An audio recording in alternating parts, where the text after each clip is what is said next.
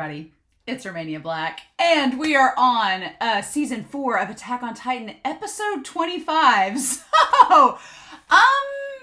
Yeah. So I want to talk about last episode. You'll notice Whiteboard Kun is already out. That is because I am officially caught up with my comments. So episode 21 came out on YouTube today, and episode 23 came out on Patreon, so I'm not that far ahead. But as of right now, I've caught up with all the comments on episodes 20 and 21, and then episodes 22 and 23 on Patreon. So it's a good feeling. I'm sure by the time I watch episode 26, I'll have more comments for episode 21 and 22, and some for 23 and 23 and 24. So with that being said, I do want to go over, or 22 and 24. With that being said, I do want to talk about this. These are comments that I wanted to touch base on, and I kind of organized them a certain way. There are some comments that I wrote out that I did not write on the board. But first and foremost, last episode, the gang's all together. I told the Discord, as soon as I got done watching, I'm like, oh, I watched episode 24. And several people in the Discord was like, oh, that was a very controversial episode in the community. And I was like, I could see why. Rewatching it today, I was like, yeah, because it's, the best way to articulate it is that for 4 seasons and 23 episodes, this series has taken its time, and it has slowly but surely connected the dots and got from point A to point B. And Isayama has a very meticulous job of getting from point A to point B and it all tying back.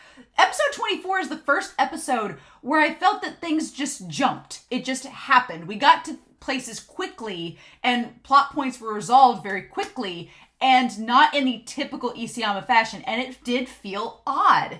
And there's parts of it that I was like, okay, I get why he did that, but I feel like part of Isayama was just like, I just want to get to this point, so let's just do the damn thing. And that's very odd for Isayama, because usually he's very meticulous in getting us from point A to point B, but honestly, going back, I was really giddy in the last episode's reaction. I was super hyped up. I had wine chan like I do this evening, and so I was really giddy and having a good time with it. But I do want to note that that episode is very odd. It's a very odd episode. I like it. It's obviously not my favorite episode by far. There's only really one aspect about it that I don't like. People were talking about the Ragako village conflict getting resolved rather quickly. You know what? I'm fine with it, because rather than being this melodramatic thing, we've addressed Connie's trauma. We've addressed Connie's feelings towards his mom. We know about this. Rather than just drag it out for an entire episode, I am glad that they resolved it. The stuff with Armin, we'll talk about Armin here in a little bit. This is going to be a long intro, by the way, so apologies. But I've got a lot of things to say before we start this episode, because I have a feeling we're about to have a conversation between all these characters, and I want to get my thoughts out there before we go in and then see how those opinions develop afterwards.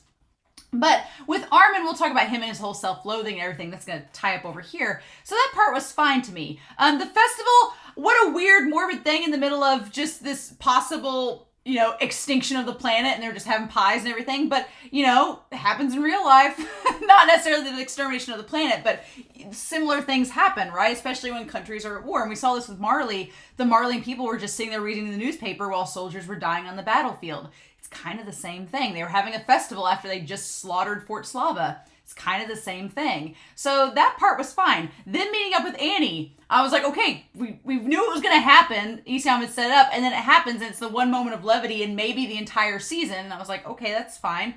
And it kind of connects these characters together. And then the whole thing with Jean and Flock, I loved that scene. I loved the rescue by Peak. I loved them going out. I loved them finding Reiner. They're all getting up. All of that I'm fine with. The thing that does disappoint me in the last episode, rewatching it especially, is that I have waited for these characters to meet up for seasons. And we don't get to see, when Jean said, when Anya and Capon asked John, he's like, oh, when did you guys agree with Marley? He's like, oh, last night. I'm like, we didn't get to see that? We didn't get to see them meet up with Peek and Hanji and Magath, that first encounter, and see Mikasa and all of them meet up with Annie? Like, we didn't get to see that? Isayama? So I am disappointed about that. So I'm hoping that this episode will shed some more light on that and maybe flash back to it. I'm hoping that's the case, or at least, if anything, we get more conversations between them. Because I was like, you can't just let us have stewed on this for seasons and then bring all these characters together and not show us what that was like.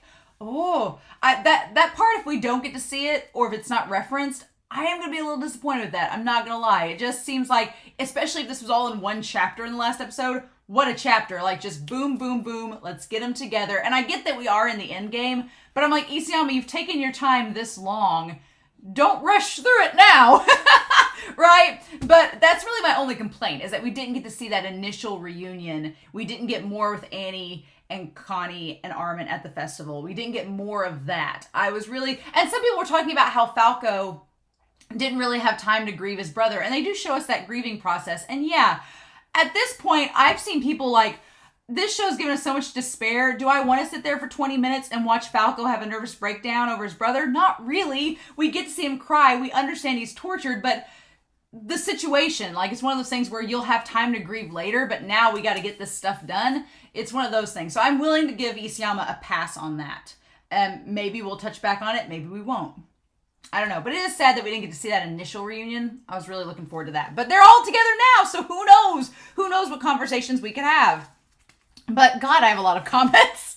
So you'll have to excuse me. This is already 6 minutes. It's going to be a long intro. I'll put a timestamp of when the actual reaction starts. But several of you have pointed out with episodes 20 and 21, and I'll note this in the recap, that yeah, it is cool that Eren didn't exactly realize that he could control the memories and how Grisha saw them until that initial scene in the basement where he noticed that Grisha saw Zeke through Eren's memories. That part is cool, and that all makes sense now. When I do the recap, I'll address it there too, but that is interesting. I just wanted to let y'all know I have heard your comments, and that makes sense. Ranit Sarkor pointed that out first, and then several others pointed out as well. SSBX 1000 said that they had this headcanon that Eren purposefully dropped the baseball in episode 19 to get Zeke to distrust him enough that he would want to show him Grisha's memories. Knowing how Zeke feels about Grisha from Peak's conversation and what we've learned about the Marlene influence and how it's influenced his decisions and wanting to influence the past. Zeke could have, and I like this point that, yeah, if Zeke really thought that Eren was totally on board with the plan, then while Eren was passed out, he could have just had Ymir euthanize everybody. But he didn't, because I think I do like the idea that Zeke maybe sensed something was off when Eren didn't grab the ball, and he may have been hesitant and been like, oh, you don't realize how your father was. Let me show you first. Because Zeke was pretty adamant. He's like, I'm going to go through with my plan, but first I want to save you and show you that you should agree with me. And so that makes a lot of sense. So thank you, SSBABX 1000. That was really cool. I liked that. Raffi and Cosmin TQ had this conversation about what we're going to do after this part is over. I'm on the last 3 episodes. The last 4. It's 25, 26, 27, 28. I'm down to the last 4, and then I'll be caught up with y'all. And whether or not they should make a movie or do a series. I'll be honest. As cool as it would be to see a movie, I mean, I'm not going to see it in the theater. I'm going to stream it whenever it comes out for the reaction.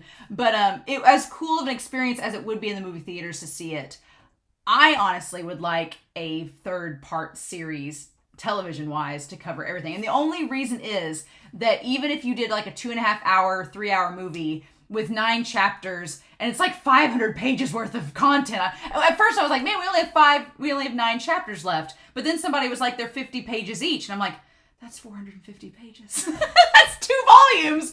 That's still 2 volumes of content. Holy shit. So yeah, no, 9 chapters doesn't seem like a lot, but when it's 50 pages, and then somebody said the last chapter was 60 pages, I'm like, that's nearly 460 pages worth of content to cover in a movie? I don't know. I would rather have them do a TV series just because I don't want them to cut corners and leave content out. I want them to animate as much as they can in the adaptation. So I think if someone noted they did 14 chapters and 12 episodes. If the last chapter is more pages, they could do 9 chapters in like 10 episodes or 12. Cosmin Tiku pointed out that 13 episodes would be cool because it's the 13 for the Titan Shifters. I'm like, but if they did it in 9 episodes, 9 chapters and 9 episodes, that would be 1 for each of the Titan Shifters. That could work too. So I would rather them do a TV series, a part 3 of the final season, and just have it be the climax and the resolution than do a movie, but we'll see. Either way, I'm going to be waiting with y'all, so there's that. Vandana pointed out that Eren sleeping under the tree in episode 1 has 9 branches. Coincidence? I think not. And I am going to go back and rewatch episode 1 for the recap, just since we've had all this stuff with the episodes and the paths and everything. I'm going to go back and watch some of the old previous episodes before doing the recap, so that'll be exciting. And then I Live Like Hell talked about Armin inheriting Erwin's light. Flock inheriting his darkness. We'll talk about this here on the board. Christopher Peterson noted out that I am wrong. I'm human. I am fallible. That I did say I keep focusing on the whole Titans like powering down during night, and that's always stuck with me since season 1, even when it's been debunked. Christopher Peterson's like, we've debunked that whole nighttime thing, and I was like, I always forget. I'm just dead set on it. I guess because it seems like it's a cool mechanic. I'm like, oh, the Titans are powered down at night, and we've proven that wrong. So, you know, I just keep forgetting it. I Hate Piano commented how Ymir is in her child form in the paths. She's reverted back to a child. In my opinion, before she initially became a Titan shifter. She goes back to how she was before, back when she was just a slave and was just a normal human before all this went down. And I Hate Piano comments that while in this child form, she constructs all the Titan forms, and they don't have genitalia and they don't have sexual organs because she's in a child form and it's very innocent. It's just like these pudgy little creations. And I like that. I also think the idea too is the idea that because, and it's possible that because she was sexually assaulted as an adult, that she doesn't want to go back to thinking about that. So maybe that's why she doesn't go back to creating that. I'm not sure. It just, the fact that she reverts back to a child seems like before she became a Titan shifter. This is like her embodiment of herself before these powers came to her. So that's interesting. Nellie commented that Aaron back in episode 3 in Door of Hope, when we first meet him, I guess we meet him in episode 2, but in Door of Hope, he has the bandage over the same eye that was bloody from Ymir, that Ymir got cut with. It's the same eye. And that his leg was missing, just like how her leg is stabbed with the arrow. I'm like, oh, that's a cool comparison of Aaron and Ymir. It's an interesting little tie-in there, right? And also noted that in Norse mythology, Odin sacrifices an eye to gain omniscience. And that could be something where like Ymir sacrificed the eye and then fell into the pool and gained omniscience through meeting the something, the hallucinogenia. I'm going to keep calling it the something because I know that hallucinogenia is like the name in our world of it, but it's in Attack on Titan world. And so I want to keep it like its own thing. And so that's why I'm just calling it the something or the founder. All right. And so the rest of these comments are on the board here. So yeah, like I said, this will probably be like a 25-minute intro, but what can we do? So I do have these comments on here. One being here with Al Sora. These comments have to do with Al Sora, Some Dude, as well as Space Monkey, Adriano D. There's a name that is not in English, but it has 545 at the end of it. I'm sorry I can't say it, but I don't know what language it's in. So I was like, I didn't want to butcher it any more than I could. And then also from Sacha Purvis, as well as Beatrice Oliveira and Jake Collins and Sag Norm. So thank you all so much for your input in this magical, mystical board that I have here. But basically, there's lots of things going on here. So I want to kind of break it down before we start the episode. Because again, I have a feeling that there's a lot to be covered in episode 25, and we've just not got to it yet. So Al Sora points out, you know, if we are going to fight Eren, we've got the gang all together. Are we going to try to go and talk to Eren? Are we going to fight him? How do we even fight him? Are we going to try to take down the Colossal Wall Titans? There's millions of them, so that seems like an endeavor. So what are we going to do? And I keep saying that, like, it'll be Armin versus Eren, but Al Sora pointed out, be like, why does it have to be Armin? Why couldn't it be Reiner or Mikasa? And so I thought about it, and I'm like, yeah, if they do fight Eren, I could see Armin wanting to talk to Eren more than anything. It would kind of go back to in episode 12 of season 1, where Armin was looking into Eren, like, while he was in the dream state and being like, hey, listen to me. Like, if we have a parallel of that, that would be really cool. If Armin talked to Eren just like back in that episode 12 during Trost and was like, hey, listen, I'm trying to get through to you, you dunce. Quit trying to destroy the world. And that would be a very neat parallel. But then Reiner could probably fight him. Reiner and Eren have had obvious parallels with one another. But a lot of people pointed out that technically the Founding Titan can control the subjects of Ymir, which would include Armin and Reiner. But not Mikasa. If Mikasa has to fight Eren, that would be something. If she has to fight him and be like, look, listen, here's how it's going down. That would be interesting because Mikasa's not able to be controlled by the Founder. So that's pretty cool. And I think that would tie in well that if Levi goes up, because Levi says he's there to kill Zeke, Zeke and Eren are conveniently in the same place, we think. So if Mikasa and Levi, if the Ackermans are the ones that have to take down Eren and Zeke, that's going to be interesting. Right? That's going to be very, very interesting. I don't know if that'll happen or not. I don't want spoilers, but that would be interesting. And so I'm going to skip this comment for now because it ties way over here. This was pointed out by Adriana D. In the Marleyan books, the Titans all face outwards on the walls. They're all facing outwards. Like if the founding Titan commanded them to, they would start the rumbling and push outward like they have. But in every preview we've seen, and during episodes 20 and 21, we see that the Titans are facing inward. So they were pointing out, like, what if King Fritz, what if part of his initial thing had been like, if things go awry, because King Fritz was all about, we deserve to die, we need to atone for our sins, we need to just let it get over with. What if King Fritz was assuming that if the worst came to worse, if, like, let's say Historia inherited the founding Titan's will, that the founding Titan's will would be like, you know what, let's just end it, and commanded all the Titans to, like, move in and destroy Shiganshina and inside of Walrose, inside of Walsina one by one. Like, what if that had happened? That's pretty terrifying. If all of a sudden, if the founding Titan was like, well, let's just end it, and made them kill their own people. Like, that's absolutely terrifying.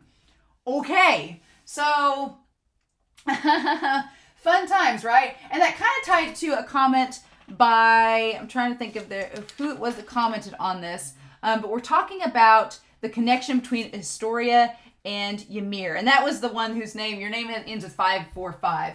But talking about how Historia and Ymir are kind of like the beginnings and the ends of things, which is a little disturbing because I'm like, well, if things go well and the rumbling stops, or if the rumbling is accomplished, then how can Historia be the last? So, and that kind of ties to Eren. Like, how is Eren the last Attack Titan? Again, there's things we don't know. There's lots of mystery still with the series. But if Eren is successful in destroying the world and saving Parody, as he said in his speech to the Eldians, then how is he the last Attack Titan? Or is he? We don't know yet. And I don't want to be spoiled, but it's still a mystery that's lingering in the back of my mind. So lots of people pointed out, including Beatrice Oliveira and others, that Eren's plan isn't just genocide. It's pretty much, I think one commenter said omnicide, where it's just like everyone dies. It's just like, and not just people, like the ecosystems, everything. So what is going to be even left of the planet after Eren's done? Other than Parody. Like everything's going to be just completely wiped out and ecosystems destroyed. So we have that. And then we want to tie here about Eren and Ymir. And this idea of Eren with Ymir. And so Eren freeing Ymir, someone pointed out, I'm going to try to find who it was here, was the idea of King Fritz's will. Yeah, Adriana D. also talking about this, also was pointing this out. And Jake Collins. Yeah, so Jake Collins is some dude, you guys were pointing this out too, about how Eren is all about freeing Ymir and telling her that she has a choice. But the irony in all of this is that he's like, oh, you have a choice. You can use your powers however you want to. And the irony is that implies that Eren has freedom too to use the power however he wants to. And he uses it to destroy the world. So, fun times. So it's like, doesn't Eren have a choice then? So we've been debating about the Attack Titan and how it influences Eren. And I do agree that Eren, up until this point, up until the rumbling started, Eren did believe he had no choice but to follow through with what had been presented him from when he kissed Historia's hands and saw his memories. He's like, no matter what happens, I have to get to this point to activate the rumbling. But now that he has Eren seen any more into the future? Or is he still believing that he's influenced? Or is this Eren's full choice? We'll talk about it in the recap, but it's bringing up a lot of interesting questions. And then King Fritz, a lot of people debated in the comments that King Fritz's whole goal was to take over the world. And so Eren using Ymir to start the rumbling is kind of enacting King Fritz's will, except it's taking it a step further. Instead, we're just destroying it. But you could obviously argue that Eren is doing this for the sole purpose of saving his friends, whereas King Fritz was solely doing it as a selfish reason and for world conquering domination, things like that. So, differences, apples and oranges, right? Also, it was noted that Ymir's, the 9 Titans, could represent different base desires that Ymir has. So you have the Armor Titan that signifies protection. You have the Cart Titan that symbolizes endurance. The Female Titan, which was the femininity when Ymir saw the woman kissing the man. You have the Jaw Titan, which is claws and teeth to protect herself. You have the Beast Titan. They said level of animals. I would also say it's like a base instinct, like a more animalistic instinct. Like we talked about how Cassandra, his beast may have been a sheep, and Zeke's is a monkey. Like it's tied to your base instinct, right? The Warhammer was having tools, which makes sense because Eren used the Warhammer to escape. And then the Founder signifies a sense of enslavement or tie to fate and destiny, and the attack titan is freedom. And it's funny that those are the two opposing ones, right? It's also funny that the founder, even though it represents like the enslavement and tie to destiny, they're the founder. They have all the power, but they're the one enslaved. So it's like, it all connects very interestingly. And then a lot of people pointing out that Ymir has the power to do so, but does not free her own people. She still let them still be slaves and was herself enslaved to the king, even though she had all of this power. And I think that kind of ties to why Eren is like, you have a choice. No, you didn't have to do this. You didn't have to be a slave. You could have done whatever you wanted. You were born into this world. You had that option. And was just trying to tell her that she had that choice all along. It's interesting, right? And so then I want to tie up here, and obviously I'm going to go over more of this in the recap, but I wanted to touch base on it because it was in a lot of comments. And then I want to tie this idea of Eren and Erwin. There's been some comments about Eren and Erwin being similar, and I find that fascinating. I agree on a lot of counts that both Eren and Erwin, they both were taking steps towards their own goals, but they were doing so being willing to sacrifice others to get there. Like Eren and Liberio, yeah, people are going to die, but I have to keep doing this because I have to reach my goal. Erwin, during Stohess, during the forest of the giant trees, is like, yeah, people are going to die, but we have to do this to keep going towards that goal. So Erwin and Eren are very similar, but there's some big differences. And I'm going to come over here and say that the biggest difference between Eren and Erwin is that the whole time Erwin was marching towards his goal and trying to accomplish it, he was doing it with a team. He was doing it with a group of people. Erwin was not alone. Erwin was like, no, I trust in my comrades. I trust in my teammates that are going to help me get this goal accomplished. Erwin was in command.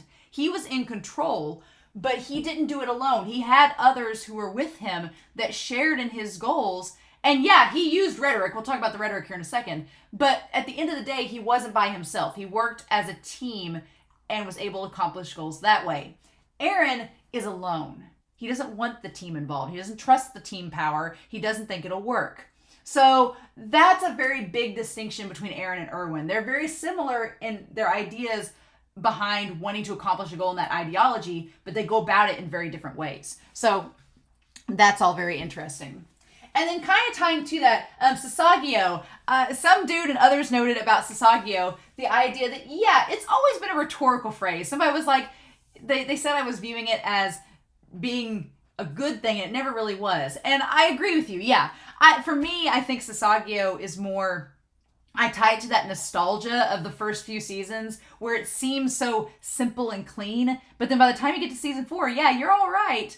It's not a simple and clean phrase anymore. It's always been rhetorical. It's always been propaganda. And Erwin didn't know that it was propaganda. He was using it. And now the person he's used it on, Flock, is using it on others. So it's a cycle, right? It's interesting. But I like this idea that was brought forth. Sasha Purvis noted this. The idea that as far as the Survey Corps goes, Levi and Shadis are like ideal Survey Corps members. They embody what the Survey Corps is meant to be at its heart. And I think Erwin would agree with that. That's why Erwin was so fixated on Levi as being part of his team, because he thought that Levi was embodying what the Survey Corps is. And Shadis, oddly enough, is embodying it too, like in episode 22. And Sasha Purvis noted that Flock is kind of like a bastardization of it. Because Flock, this is what makes Flock so dangerous. Flock believes that he's right. And Sasha noted this, Flock, and I agree 100%, Flock thinks he's right. He's sincere. When he smiles at Jean, as Sasha said, when he smiles at Jean in episode 23, it's genuine. He really thinks that Jean and them are the heroes of parody of Shig and Sheena, and they deserve to have a great life. He's just like, you can just live a comfortable life and be complacent. All you have to do is just submit over to the Jaegerists, and we'll just rule over everything, and it'll be fine. And he's very sincere about that. He believes. It's almost delusional that he believes it so much. And it's that hypocrisy of submission. I love that Sasha was talking about this too in their post. That Flock says, well, there's, just put down your pride. There's no pride in dying. Like, just go ahead and submit and it's fine. And it's like, Flock, you don't believe that at all. You're very much against submitting. You're like, no, we're going to win and do our own thing. But yet he expects others to submit to him. So it's just that kind of hypocrisy there. And it's just that kind of dark legacy of Erwin, like using that rhetoric in such a dark way. And we see it as dark now. We see it for what it is. Where back when Erwin was doing it, we kind of glossed over it. Now we see like the consequences of it, and it's kind of changes its meaning. And then there's the idea of the temptation of complacency, that you can just be complacent and it's fine. And I kind of tie that to Mikasa too. Mikasa very much was getting complacent in how she was with Eren. She's like, if I'm just with Eren, everything will be fine. And now we're seeing that's not true, and she's having to do this big soul search to kind of find her identity, right? And we'll tie to Mikasa here in just a minute. But I also want to note that Jean is very much like Pixis, as much as Flock is like... Jean and Flock have had the most interesting dynamic the last several episodes. It's been some of my favorite things in season 4, and seeing Flock and Jean's dynamic. And Flock very much is like Erwin's shadow, and Jean kind of is Pixis in a way. It makes sense why Jean wanted to bring Pixis back using Falco, is that Jean and Pixis kind of have a very similar air about them, and I really like that. So, a couple more things, and I promise I'll stop. I know this has gone on like 30 minutes, but I gotta get off my chest. So, relating to Mikasa, there's the idea that Annie and Mikasa, I did never think about this. I've always seen Annie and Mikasa as being at odds with each other and butting heads, but they honestly have very similar views when it comes to the people that they love. Annie, in episode 22, in episode 23, was lamenting to Hitch that, yeah, I know I've done terrible things, but it's been to save the person I care about, and I'd do it all over again if it meant keeping them safe. Which kind of ties to Eren, like I talked in the episode, but it also ties to Mikasa and her view of the people that... Her and Annie and Mikasa have a very limited group of people they care about, and they'll fight to the death for those people they care about, but that's about it, right? They do have moral senses of what's right and wrong, and I don't think Mikasa gets on to Eren for like hurting children. Like, Mikasa has a good moral center, but at the end of the day, if she's really going to save people, it's going to be the people she really cares about. And then she obviously wants to save everybody else, but she has like a few... It reminds me a lot of Nobara in Jujutsu Kaisen, where she says in that series, I only have so many seats around me, and I'm going to make sure I save those people, and I'm going to try to save everybody else, but I definitely want to save these people. And I'm like, that ties to Annie and Mikasa. So I think that's really, really cool. And then Sasha Purvis noted that I guess there was a question asked to Isayama where he says, does Armin scream alone in the forest? And I guess when Armin is stressed, it's canon that he goes out in the forest and screams to relieve stress, which is terrifying because Armin usually doesn't act that way or that emotionally, has that emotional outburst. And Isayama replied, yeah, and recently it's become more frequent.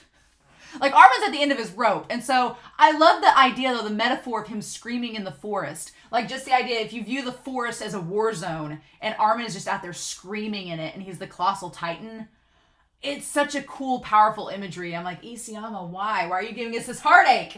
And then, talking about Armin and Reiner, I want to go through this before we get into all these interactions that could happen in this episode and see if we get any of this. But Armin and Reiner are very, very similar. Just like Eren and Reiner are similar, and Eren and Armin are similar, Armin and Reiner are similar. And in the last episode, we had Armin getting saved by Connie, and in Door of Hope, we had Reiner getting saved by Falco. And there's a scene where Reiner wakes up and sees all of them standing before him at the end of episode 24, where there's the light coming through the windows, and it reminded me of the light coming through in Door of Hope. Like, it was giving Reiner a sense of, oh, okay, there's a reason for me to keep living, right? And both Armin and Reiner, they're both self-loathing. They're both sacrificial. They both have survivor's guilt. All three of them are struggling with these things, and both Connie and Falco have saved them in times when they were about to sacrifice themselves. Armin was about to sacrifice himself to Connie's mom, and Reiner was about to shoot himself so that Gabi wouldn't inherit the Armored Titan. So it's funny, these big comparisons. I just want Armin and Reiner to have conversations. I just want all these characters to converse. And so I'm ready for it in this episode. But the final thing I'll say before I'll shove Whiteboard Coon out of the way and get to this episode is a Space Monkey noted back from episode 6 of season 1, the phrase, if you can't fight, you can't win. And that was what Eren was telling Mikasa. And so I'd imagine that some people are probably mad that Armin and Mikasa and them are possibly thinking about going up against Eren. But at this point, if they don't agree with what Eren's doing and they don't think that it's the right overall choice, then what can they do? If they don't fight, then what happens? So I like that idea that instead of being complacent and just sitting there waiting for the end to come, that, yeah, no, they're going to fight back.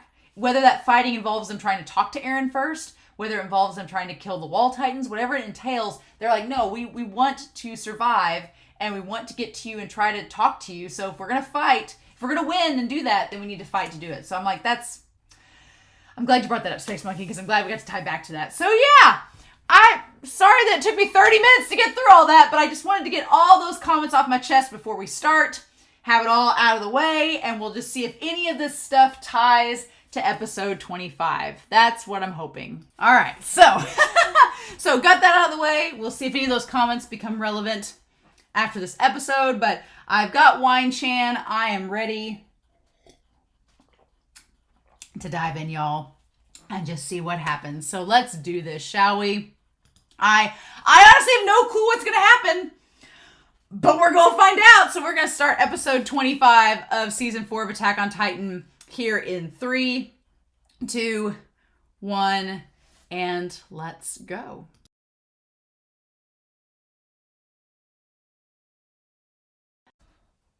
Oh.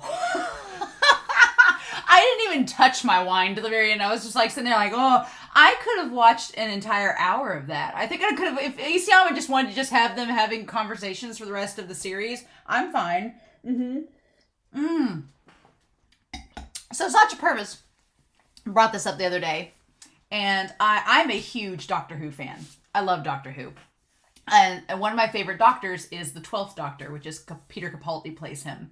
He's one of my favorites. And one of my favorite episodes with him is the Zygon inversion. It's one of my favorite episodes when he's involved, and I think it has one of his more famous pieces of dialogue as the Doctor.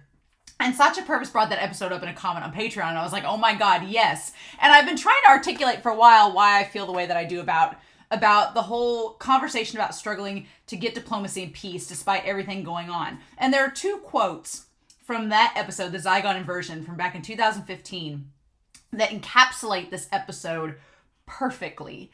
And the first one is talking, and when we get to them, you know what, when we get to those quotations, I'm going to bring them up, but I pulled up the quotations here. But that episode of Doctor Who, it resonates, and the idea that just sitting down and talking and understanding one another is so integral to creating any type of dialogue, to create any type of understanding, and to do it, to move forward in any possible way, shape, or form, right? Because that's the thing. At the end of the day, there are different ways that we move forward. And Aaron has kind of been our protagonist that's embodied the idea of moving forward, right? But with Aaron moving forward in a lot of ways, I would argue that for Aaron, moving forward, for him involves this sense of preset destiny, right? And a lot of people have talked about that through episodes 19 through 21, the idea that Aaron's fate could very much be just cemented in time and there's nothing he can do about it. He's created this paradoxical time loop where he has to do things because he set things in motion and they can't be undone. It's part of time now. It has to happen. And he just has to get there and keep moving forward until he gets to where that timeline leads him, right? And for Aaron, the timeline leads him to the rumbling. And that's where we get to in episode 21. Now, the question, of course, is what we as the audience know is that everything from Aaron's birth leading up to the rumbling in episode 21, all of those things we could argue were preordained. They were meant to happen. They were going to happen because Zeke led him to Grisha and because Aaron tweaked the memories to where Grisha knew that Aaron was there and thus knew that this had to happen. You could argue that everything up until episode 21, Aaron had to follow fate. Everything had to get to a certain point, some way, somehow, and his actions have all led him to that point. What we don't know as the audience, what's kind of a mystery to us at this point is, does Aaron have any other visions of the future beyond starting the rumbling? Has he been shown anything by the future version of himself? We don't know that. Did he see, when he accessed his memories, did he see ahead any further? We don't know that. And so the big question is, if Aaron cannot see all into the future, does he have any type of choice in this? And you could argue that maybe he does, right? And that can be debatable. I don't want to debate it now. We'll talk about it in the recap. I want to get to the end of this season first. But Aaron's whole idea is moving forward involves this like preset destiny and that it's all set in stone. He can't alter time. But then we look at somebody like Jean. And I'm just going to say Jean and Co. but I'm going to use Jean because Jean, our king, I will be honest, y'all. I'm going to be the first and foremost to be honest. When I started out this series, I instantly gravitated towards Jean. Jean is, if I was a character in the series, I would like to say I'm Armin. I think all of us would like to say that we are the intellectual strategist who's seeking out pure diplomacy and has a pure heart. We'd like to say that we're like that, but I'm not. I am very much Jean because I can be cowardly. If this is a real life scenario, I would be in Jean's shoes. I would be terrified and be such a coward about all of this. And Jean is so inspiring to me because there is that part of him that's like, yeah, he's like, I'm a coward. I don't want to do this. But he ends up doing it anyway, right?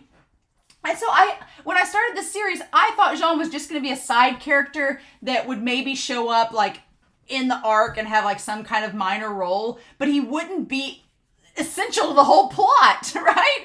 And so I've been so pleasantly surprised and elated that this last half of the season, not only is Jean still alive, thank God. I honestly, if I'm honest with you, I thought Jean would die in like the beginning of season 4. I thought it was going to happen. I was like, he's going to die before part 1 ends. But no, he's still around and he's doing really good things. And he's become such a big part of the plot at this point. And I'm like, what?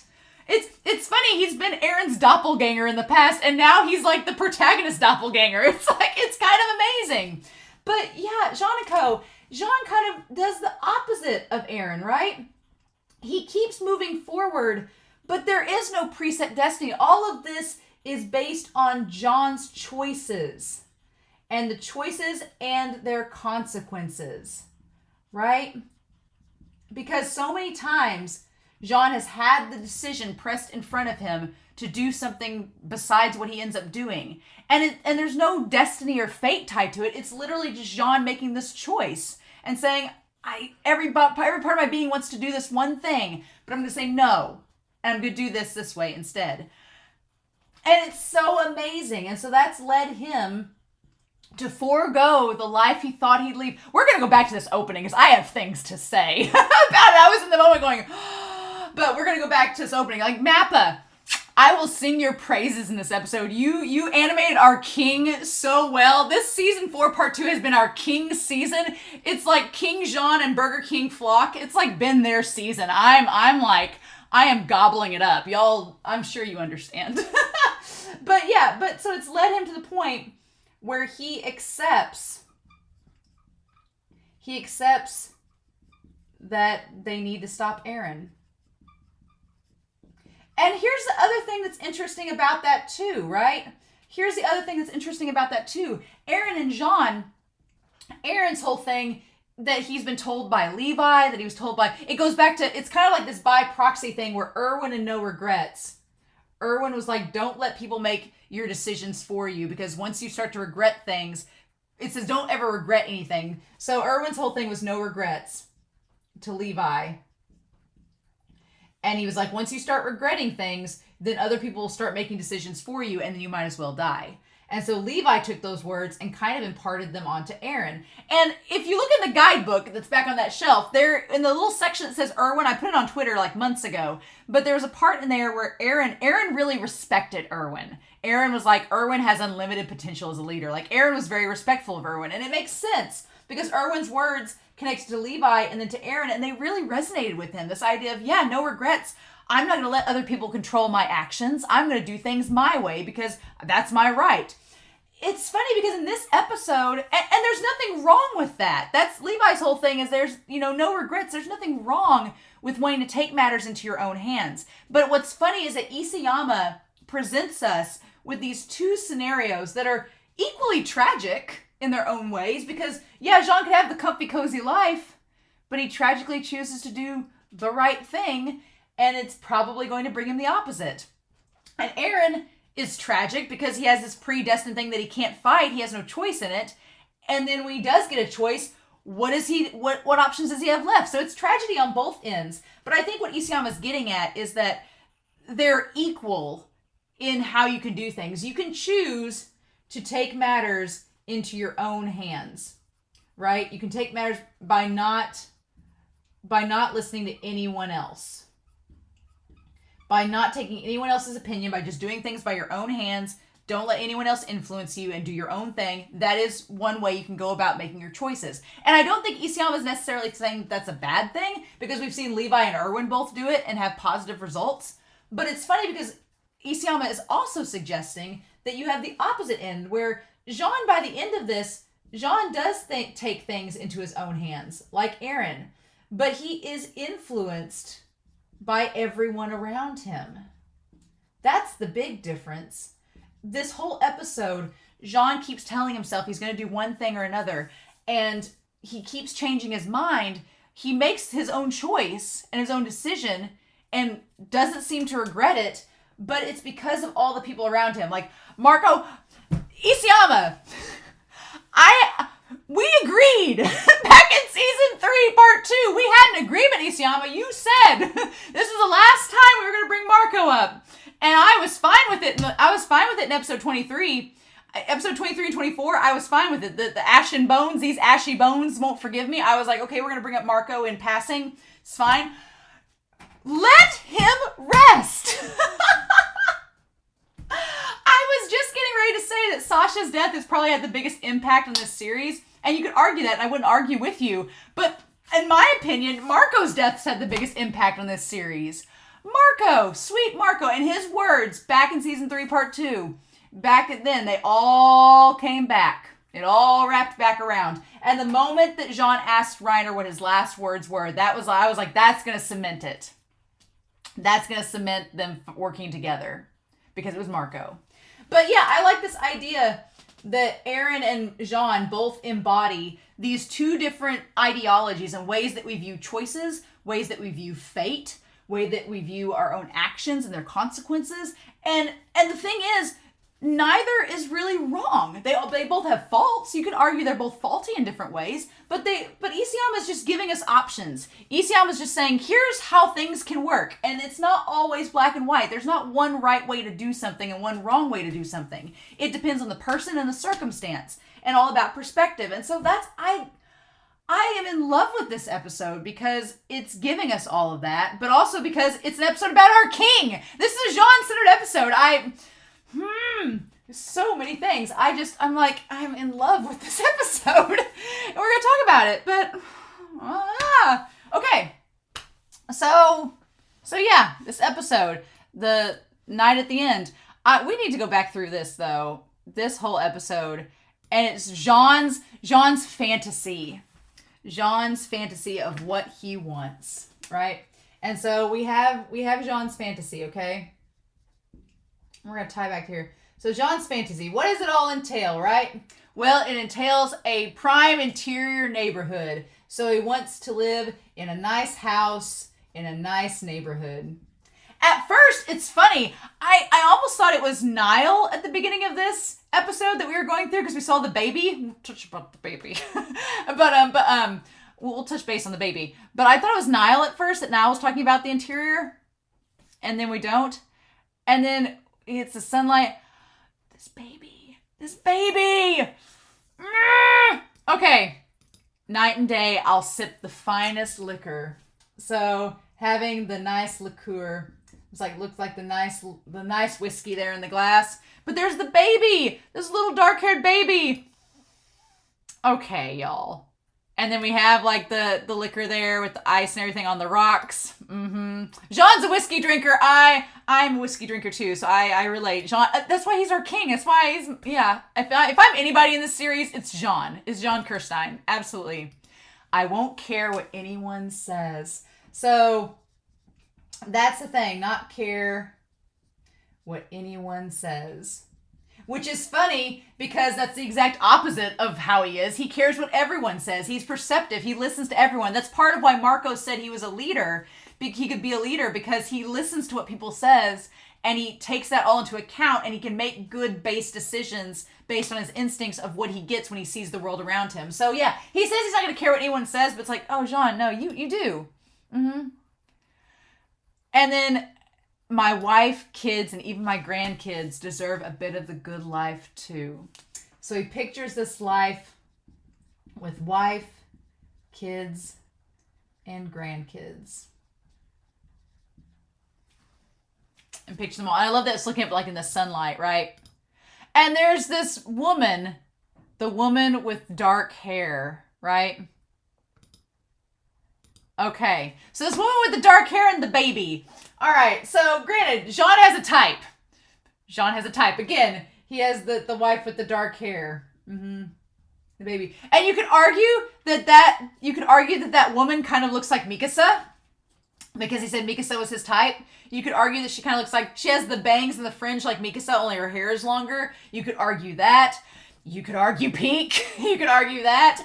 Or you could argue that it's just a dark-haired woman that he meets. That is not Peak nor Mikasa. But the idea that she's in the house there with the baby. Okay? And then, oh my gosh. And then he looks back at her. And he's sitting there with his facial hair grown out, with his hair all pulled back, sitting there on the terrace with the liquor and the glass of ice, like living the perfect life. Like he has everything all there. Like he has his wife, his kids, and a nice spot of town. He can sit on the porch in the middle of broad daylight and have a glass of liquor and be fine. That's his dream. Oh my God, Isayama. This episode. But that is not what we get. Nope. And we cut from that scorching sun to Hanji saying, Jean, it's me. And knocking on the window and him just being like, I don't want to wake up from this dream. Like, no. Him saying, I didn't notice that. I didn't hear her. Nope. I didn't hear anything. Don't go. Don't think. But he can't do that. If I stay put, that prime spot in the interior is mine. And it's such a callback to season 1. It's such a callback. Jean having that moment where he's like, if I just stay put, if I don't play the hero, if I don't, get involved, I can just be complacent and have this fantasy life.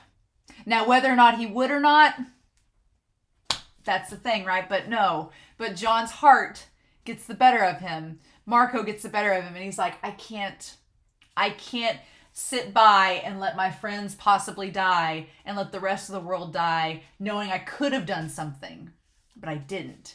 Like Jean is the person that I feel like all of us are sometimes, where we're faced with a choice and we're like, I just don't want to do it. And it's like, Jean's that little inner voice that's like, but you need to.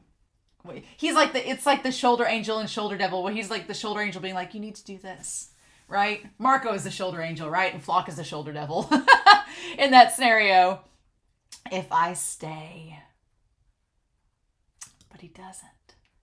And the thing about it is that fantasy is exactly that. It's a fantasy. It's not reality. And we cut from that beautiful shot of everything that he had all he ever wanted. We cut from that to here, where it's just rubble and destruction. Like everything's destroyed. And it's just grisly. That's the reality. And it's like he could run away from that, but it doesn't change the fact that it's there, right? And so then I like the Hanji thanks Jean for coming. Like Mikasa's came, like I knew Mikasa was going to come, but thanks for you joining us. And then Mikasa filled in about the situation while she wasn't around. Mikasa's interesting in this. They're all interesting. This is what I wanted. I'm glad that I said that at the beginning of the episode. I'm like, the one part that I wanted to see from the last episode, I thought, and okay, makes sense. Isayama just baited us, right? Isayama was like, oh, you thought I wasn't going to show you that meetup, huh? Surprise, I am. It's like, I should not have doubted Isayama. I should have known he was going to come back and tie back to this. The events of last episode were just so off the wall different from what they've been in the past. I was like, this feels weird. Isayama had a plan. I shouldn't have doubted him. I do that, You doubt Isayama and it's like, shouldn't have doubted you. You knew what was going on. And so then, going through this, Levi's in bad shape, but he's alive. He won't be fighting anytime soon. Yeah, that is, I will say this for Isayama as a mangaka, that is a very convenient way of the mangaka being like, I have this OP character. He's just not going to fight for a while. We're just going to have him MIA for a bit. It's fine. I am a little bit worried, though, because if they go to this port where the Jaegerists supposedly are and Levi can't fight, I'm like, are they just going to haul him off to the side, just hope nobody notices he's there? Are they going to put him on the cart Titan? That seems dangerous, though, so probably not. Like, what are they going to do with him to get him out of the way? Are they going to keep him over there with Gabi and Falco? Which Falco can turn into the Jaw Titan now. Whatever that entails. Falco can become the Jaw Titan. So... But Gabi is still human. So she's not a Titan shifter. So her and Levi... I imagine... But Gabi is... Here's the fun thing. Gabi, even though she's not a Titan shifter, she's very capable. She's like Hanji. She's a capable kid. She can fire a gun. She knows how to use it. I'd imagine they'd stick her with Levi to get her out of the way, but I don't know. Or stick her and Falco there to be like, okay, Falco, if you have to protect Levi, you can turn into the Jaw Titan and protect him, if need be. I could see them doing that, maybe. And so, all to stop Eren, genocide is wrong. And then Mika says, like, well, how will you stop him? And, okay, so here's the idea. Hanji being the commander... We'll talk about Hanji. Hanji makes the statement that genocide is wrong. Glad we have to make that statement in this series, right? That genocide is wrong. And they're going to have to stop Eren. Again, not kill Eren, but stop him, whatever that entails. And what I like about this episode is they go through all the options that we're all thinking about as the fandom. As the audience watching, we are thinking about these exact same options too. And the show does not beat around the bush saying, here's the options, the good, the bad, and the ugly. We go through it all, right? So we're going to detail that. But Hanji's thing is that we need allies, right? If we're going to do anything, we can't do it alone. And then the options depend, okay? The options depend on what we get. So yeah, Hanji's like, I don't know who's going to join our cause. But once we find out, then we'll see what we have to work with. And so I love that shot of her hand. It's interesting. We can't do anything without you guys or more of the nine. So we've got to have Titan shifters. That's just the end all be all. It's just going to have to be there. And so Hanji's saying the old military has fallen apart. I'm no longer your superior, but I'm asking. So Hanji's saying that they are no longer the commander. Those days are over. The military has fallen apart. The structure's gone. It's just the Jaegerists. Burger King's in charge. With Nijay said Burger King with his chicken nuggets, and I was like, oh my god, I cannot. And so that's when Mikasa says, I'll do it.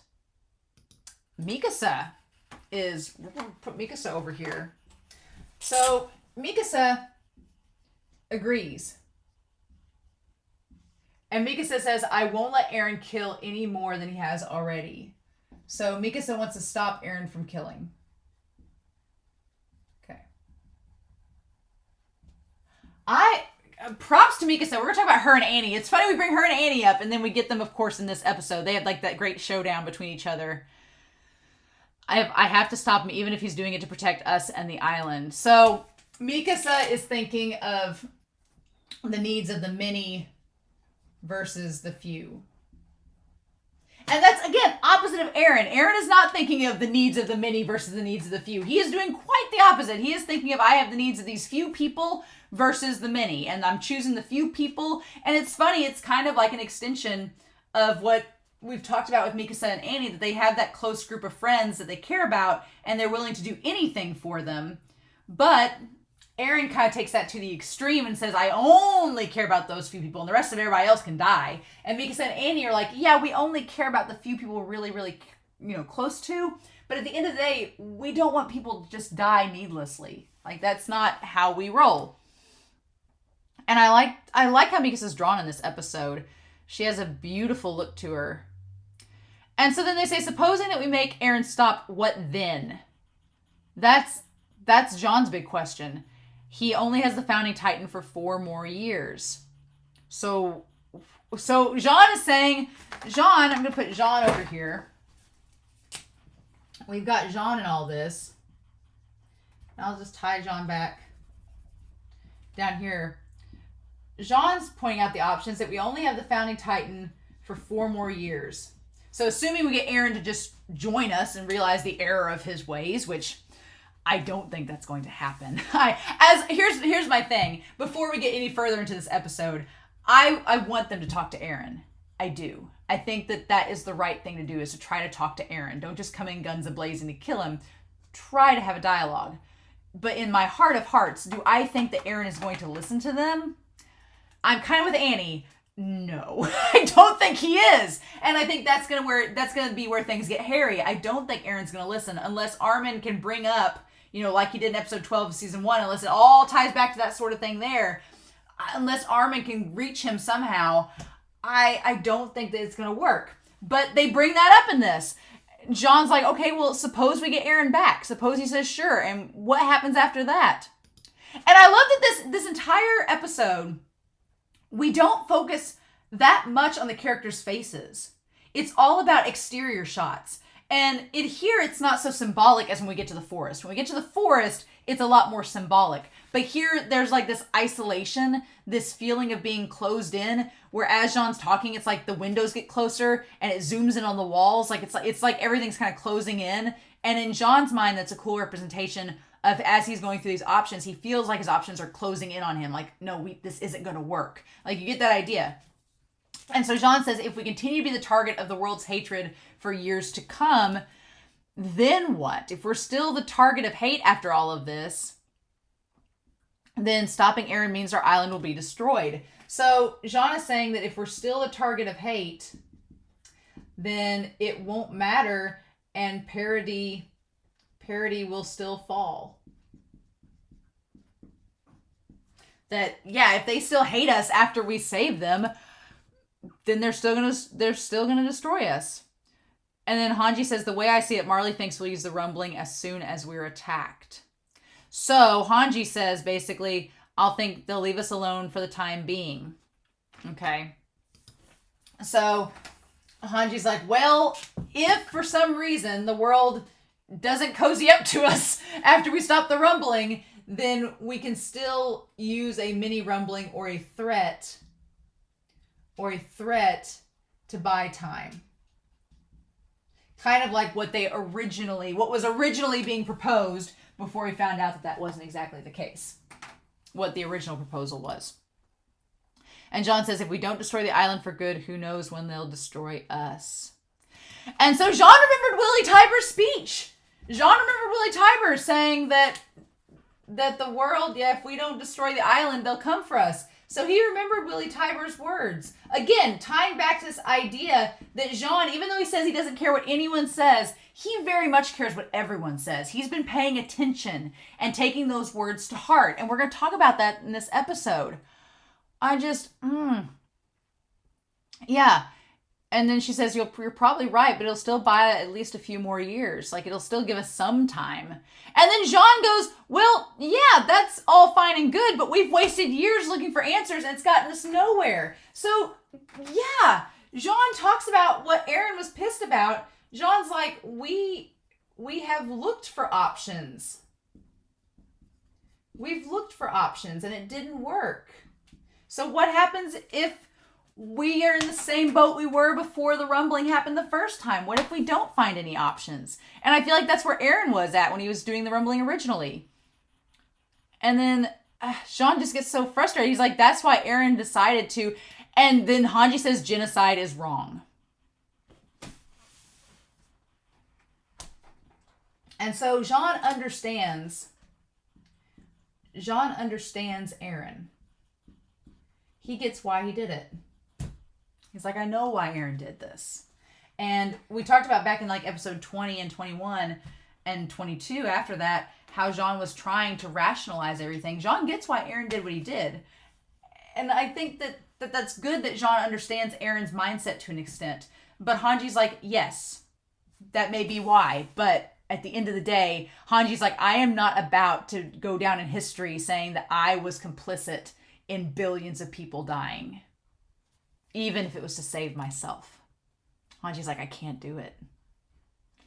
And I love this line. I'll be damned before we justify it somehow.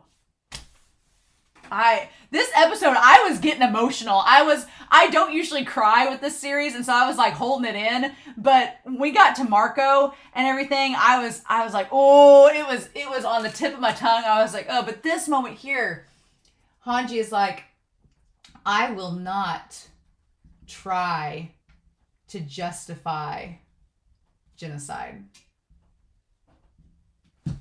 Hanji's like, I can't. They're like, it goes against everything fundamental about my being.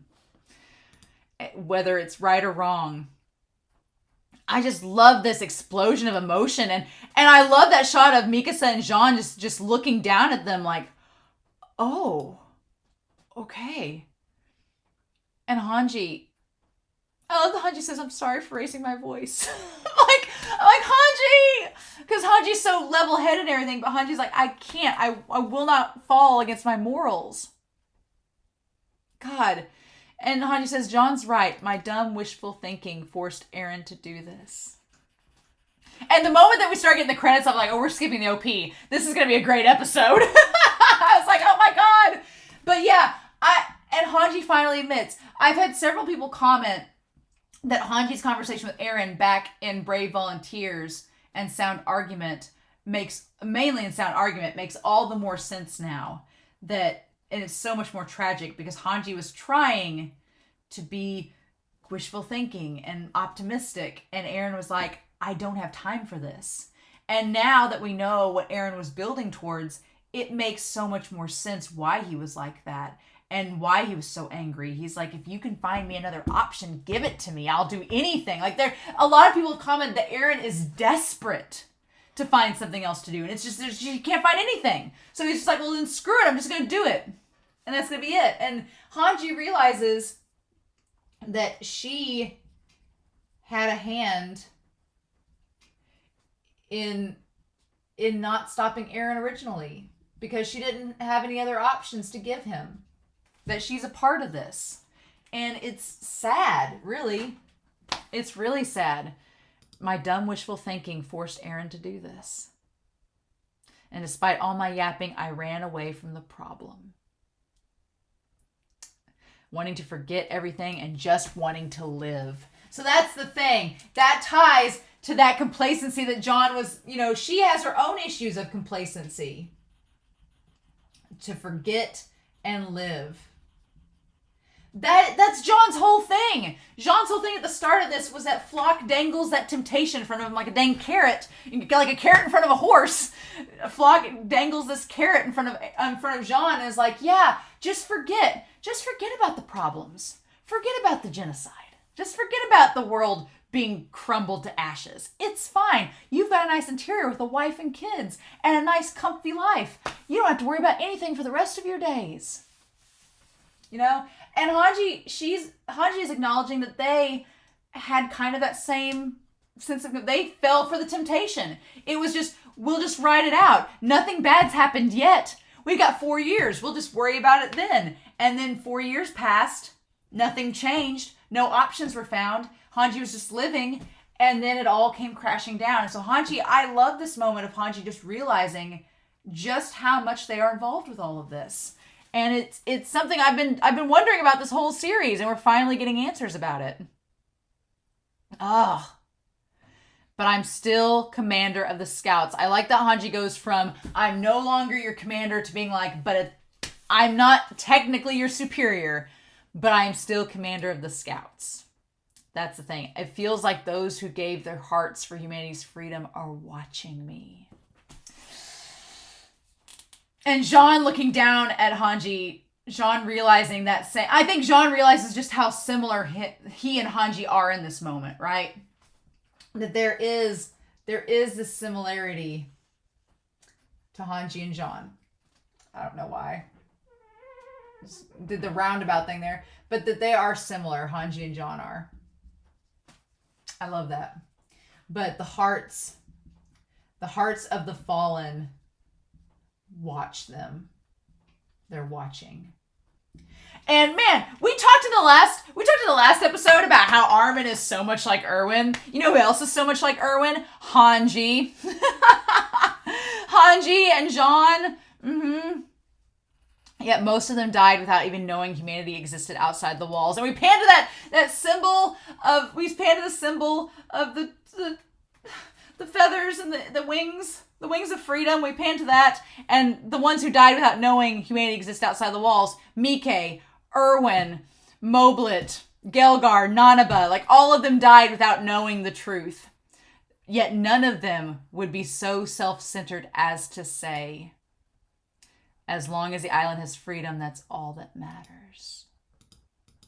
God, I love that shot. I love that shot of Hanji just standing there, gonna take a photo of it. Y'all should have seen that coming. But they're all there, right? There's Erwin at the front. There's Oru. There's Gunther. There's Petra. So is Anka there too? Did Anka die as well? No.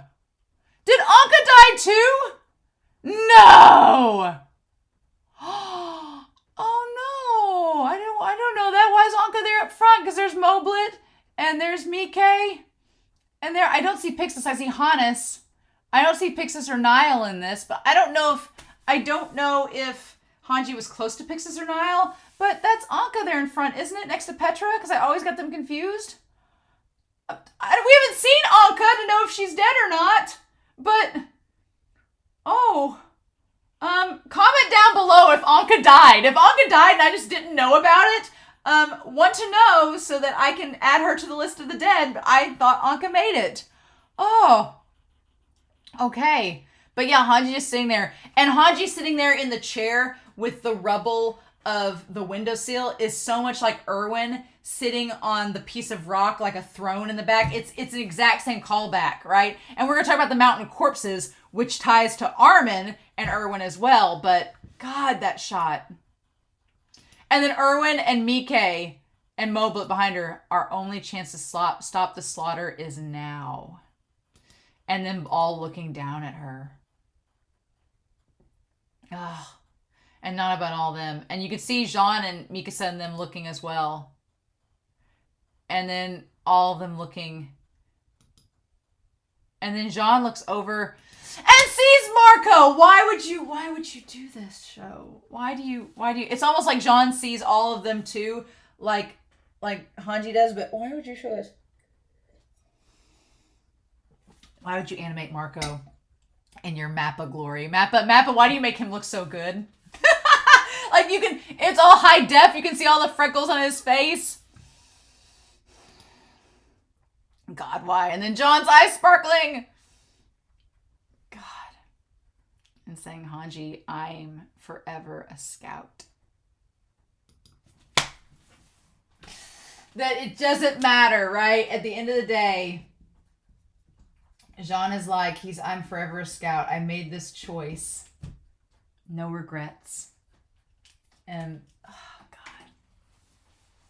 Night of the end.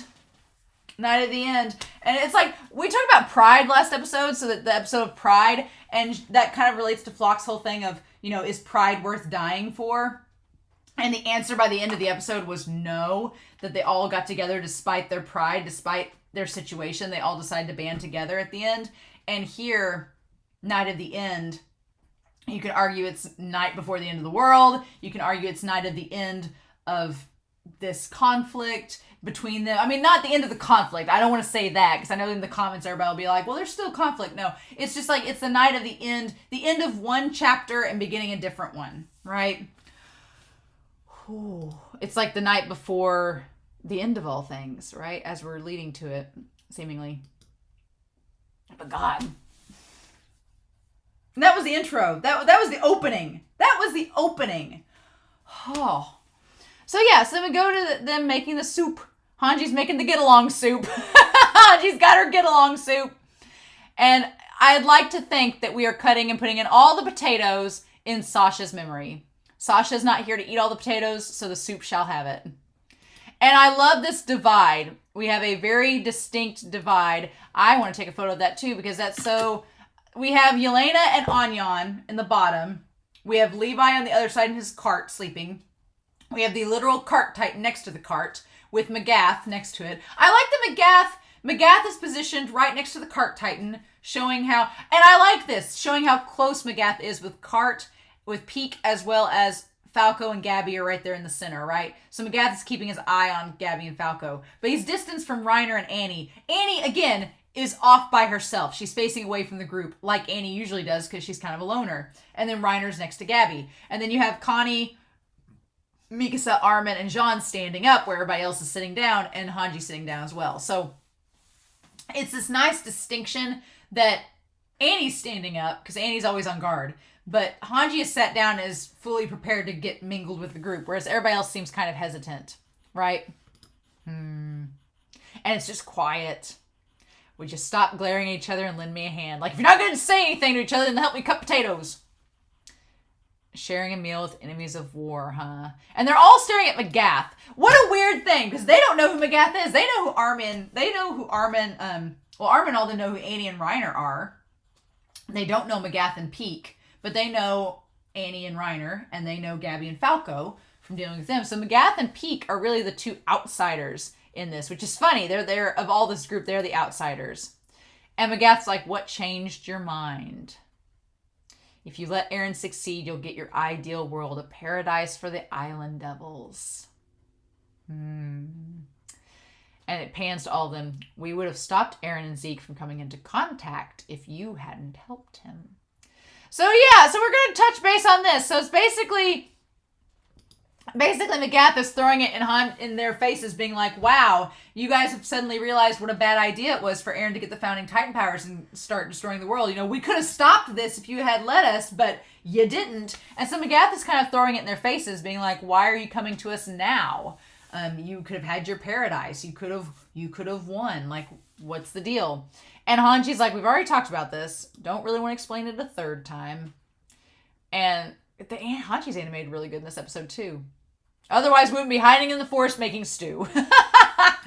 Right? I love the way that they animate Hanji's eyes.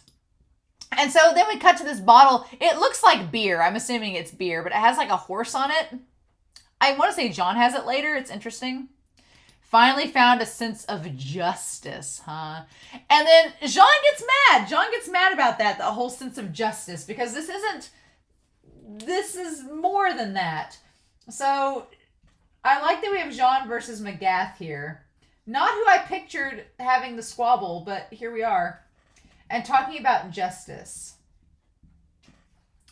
And Magath is just kind of throwing it at him, trying to feel them all out. And then they just had this big squabble that we've seen throughout most of season 4, part 1, about them. Jean and Magath just go on and on, talking about like who did what and who blamed who, right? And he's like, does that sound like devils to you, buddy, having your titans that you sent over there eat us? And when Magath said, yeah, you seem like devils to me, I laughed because I was thinking of Willie Tiber and him when they're like, we're all devils, so yeah. But then that's also Magath saying like, no, that's how we viewed you. Yeah. Like Magath doesn't beat around the bush. He's pretty blunt, right? The threat of parody came true and now the world's in danger. So yeah, Magath is saying like, no, Willie said that y'all would come and destroy the world. Here we are. So how have we been wrong? When we all know that it's been Eren's decision, not everybody else's. This is where all your fighting got you. Am I wrong? And if not for the wall falling and Eren not having... So then John throws it back saying, well, what about you guys attacking us in the first place? He wouldn't have had to do the rumbling. You made him use it. And I was like, well, in that moment, I was like, yeah, Eren... But we know from Declaration of War, and Magath is going to throw it back on him, we know from Declaration of War that Eren didn't go there to Liberio. He's not doing the rumbling out of revenge. He's not doing it out of revenge on his mom anymore. That's not the case. He's doing it to save all of them. And that's just how Eren views the situation. This is the only thing I can do to save you all, is to do this one thing. And plus, basically destroy the entire cycle itself, right? Instead of fixing the cycle or redirecting it, I'm just going to destroy it. But so Jean is a little bit wrong there. He's like, Magath didn't make him use the rumbling. Eren in the end did choose to do it, but he's not choosing it out of revenge. He's choosing it to save his friends. And then Magath's like, oh, you want to talk history? And they bring this whole thing up about Marley and everything. And I like that Magath smiles. He's like, let me tell you, you dumb island devils who don't know any better. And it's like he's trying to teach him. And I kept waiting for Gabi or Falco 1 to speak up, but it's Magath. So that, to them, he is their superior. And so they just look dejected. They're just sitting there looking dejected. And so... and then Jean throws it back saying, still playing the victim after 2,000 years. This idea of like generational debt. And God. And then, of course, Reiner, it's like I'm talking to children. Like, just Reiner and Jean and McGath back and forth. And then Reiner, I like that Reiner's over here like a kid. Reiner very much looks like a child, like sitting there with his legs crossed and his arms crossed, like, I don't want to be here right now. Like, it's just very much, Gabi just looks sad. Because Gabi's heard this song and dance before. Gabi spent, like, the last half a season with Kaya and everything. She's like, I just went through this with Niccolo and Kaya. I already know about this conversation, so I'm just going to zone out and be sad. And Falco's just like, I just found out that I ate Galliard and my brother's dead, so I'm sad too. Like, they're just, this is like the sad corner over here. And then there's Annie. This island suffering is a joke compared to 2,000 years of tragic history. And it's just like McGath is throwing it, and I love that we get Gabi and Reiner looking over like they've grown up their whole lives with this idea of the 2,000 years being thrown in their face, being like, it's all your fault. They've lived with that their whole life. And Jean and them are just now getting a taste of McGath's rhetoric. And then Jean's like, excuse me? I just love McGath's intense stare. It's so intense. Like, his eyes are just, like, just them staring back and forth. And then I like the Hanji's like, that's enough. It's silly to talk about the past when none of us were there. And so Hanji's saying the past is over. We weren't there. It doesn't matter now. She's like, you guys can quit squabbling about it. Jean, the general has trouble understanding us. I like this. I like that Hanji says, we're weird devils who would give up our paradise to help the very world that would want to exterminate us. And he doesn't understand why they would do such a thing. For a few months, we lived in the outside world. So Hanji is basically like, McGath doesn't get it, Jean. McGath is wondering why on earth would we, who have this paradise, give that up to help them who would exterminate them. She's like, he doesn't understand, Jean. And so Hanji brings up the fact that they did live outside the island for a few months. And so they got to see the outside world. We can't go back to being ignorant island devils. Hanji's like, we can't hide around. I love that Hanji says that we can't hide behind ignorance. That's not possible anymore. Hanji's like, we went outside the walls. We saw what was out there. We know now. We have that knowledge. So we can't be, the argument that, oh, we didn't know anything, we were trapped behind these walls, that doesn't work anymore because now we know. And so Hanji's like, you need to stop, Jean. And McGath, you need to stop. So, and all the while, Hanji's just making soup. And then they both look away. I like that Jean puts his hands on his hips and he's like, and McGath just turns away and he has this glum look. Like, McGath has this glum look on his face like, well, damn, she's right. God, this scene is so good. And then Annie says, so can you kill him? Annie's asking the real questions. And Armin's like, like, they all are just staring at Annie's like, I'm going to just cut to the chase because I've been stuck inside a crystal pod for 4 years. I've been thinking about this. So just wanted to bring it out here in the open. So Annie, we'll put Annie in pink just like Mikasa.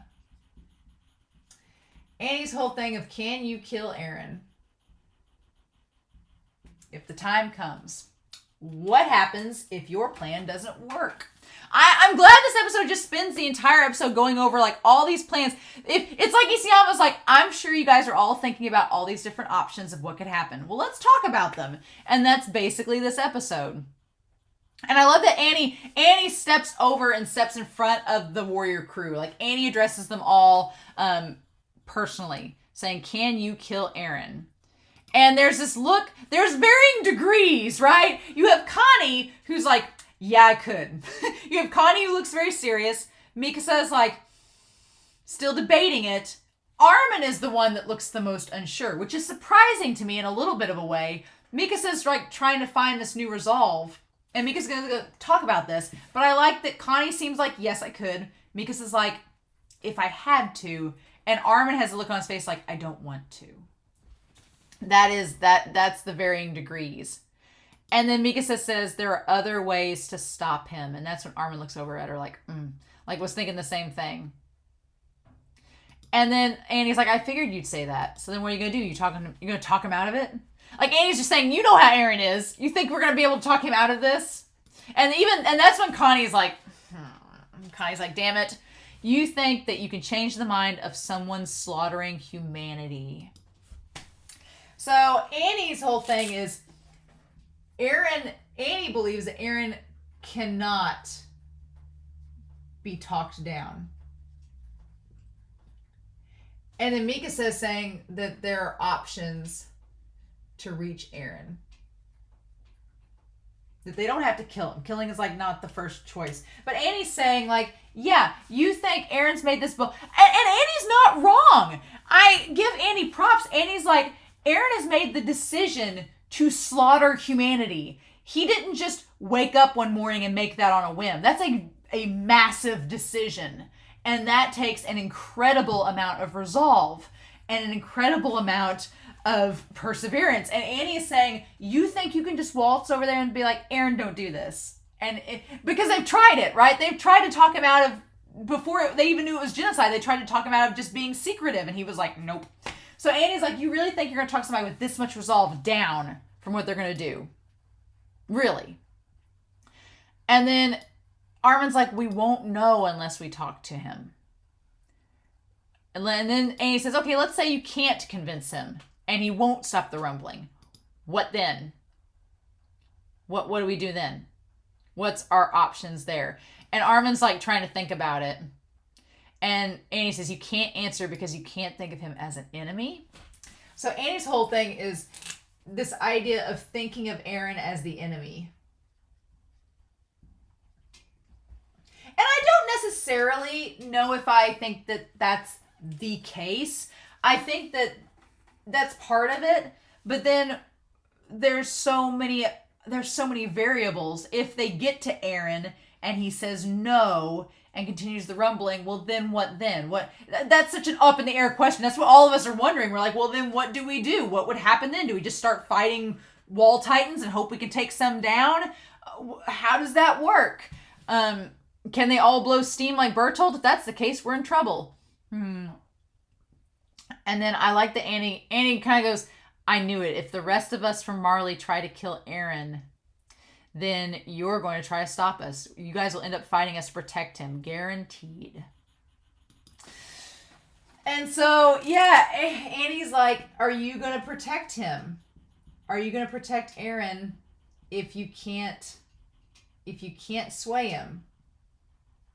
And I don't blame Annie for thinking this. Annie is putting it out there in the open. And what I like about this episode is Annie does so in a very calm and just very reasonable fashion. Annie's like, no, look, here's the writing on the wall. If you get up there and Aaron says no and we go to kill him, are you going to try to stop us and make all of our efforts worthless? I give Annie props for just having the gall to just say it. And she says, isn't that right, Mikasa? You can't even imagine anything being more important to you than Aaron. Annie calls her out. So Annie, she calls Mikasa out that Mikasa, you won't kill Aaron. You value him more than everyone else. And Annie, I'm going to put down here, Annie's dad. Annie likens her love for her father the same way that Mikasa loves Aaron. That's how Annie equates it, right? She says, no one's more important to you than Aaron. And that's when Mikasa's like, you done press the E button. And I love that Armin and Connie and Jean are like, I love that Armin of all people is like, Annie, stop. Armin looks so like confused. And then I love that Mikasa draws out the blades. Annie has the ring and is like, let's dance, right? And then Hanji's saying, no, Leonhard, stop. And McGath's like, stop it. And everybody's just, and I love it pans to Levi, and Levi's like, we're good. Here's the thing. Later on, when Jean punches Reiner and starts punching him, that wakes Levi up, right? That wakes him up. I think that Levi woke up because it was like, I said it was danger sense. Yeah, no, I think that Levi suspected, because he's an Ackerman, and their bodies, my theory is their bodies like are prone to be like in survival mode 24/7. And so Levi, there was a sense of danger in the air when Jean was punching Reiner, and Levi was like, okay, I gotta wake up. What's happening? Are we in trouble? But during this scene, nothing happens. And Levi doesn't wake up. And they pan to him for a split second. I thought it was funny in the moment, but I think it was really because it was signifying to us that Annie's not about to fight Mikasa. She's just trying to prove a point and trying to get Mikasa to tell her the answer to her questions to help her understand, okay, where are we at? Are we on the same page? Because, yeah, the fact that Levi doesn't wake up means that I don't think they were really in any real danger. Because Mikasa doesn't have her swords out yet. And she puts the ring down. And I love that she holds the hand up. She holds the hand out, right? And that hand, it's signifying like when Eren said wait back in episode 19, when Reiner has said wait and held his hand out. It's when Armin held his hand out to try to touch the crystal and everything. It's Annie saying, wait a minute. And for a second, I was like, is she wanting Mikasa to like do a Tarzan where they like put their hands together? Is that what's gonna happen? I was like, are we getting there? But no, I love Annie in this. I understand that feeling. I want to stop Eren for one reason. And that is so that my father Marley doesn't die. And that's why I need your help. If you can change Eren's mind, all the better. But until you try, we shouldn't be fighting. Annie, my girl. So Annie's like, I just want to stop Eren to save my dad. That's it. I'm not killing Eren out of revenge. I don't want to kill Eren out of anything for anybody else in the world. I'm just doing it to save my father. So if you guys can talk him out of it and we don't have to resort to that, fine. If it makes us stop fighting, that works. So I love that Annie wants to stop fighting. And that makes the most sense out of all of them. She's been trapped in a crystal pod contemplating for 4 years as Armin has talked to her and talked to her about all these different scenarios with Eren and everyone else. So Annie knows what's going on. That's great. I'm Annie, my girl, just impressing me all around. And then Mikasa looks away and backs down. And says, fine. And he's like, okay, my job's here's done. And I'm just like, okay, glad we got that out of the way. Avoided a fight. Soup's ready if you guys want some. Looks pretty good. It's got peas and carrots and potatoes. And so they say it'll be 5 hours to the port. And according to Kiyomi Azumabito, a flying boat to observe the rumbling is there. Okay. So they got all the ships and everything. That's how we get near the Founding Titan. So they're gonna fly above the Founding Titan. That's not terrifying at all. Nope. I can't imagine there's any failsafe or something in place to keep him safe.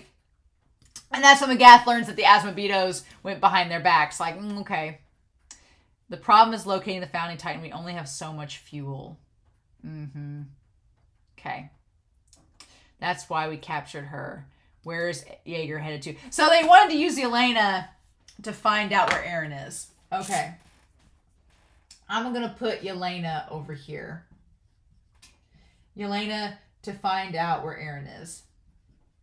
To find out Eren's location. Because they're assuming that she talked to Eren and knew where he was headed when all this started. Yelena, though! Man, Yelena!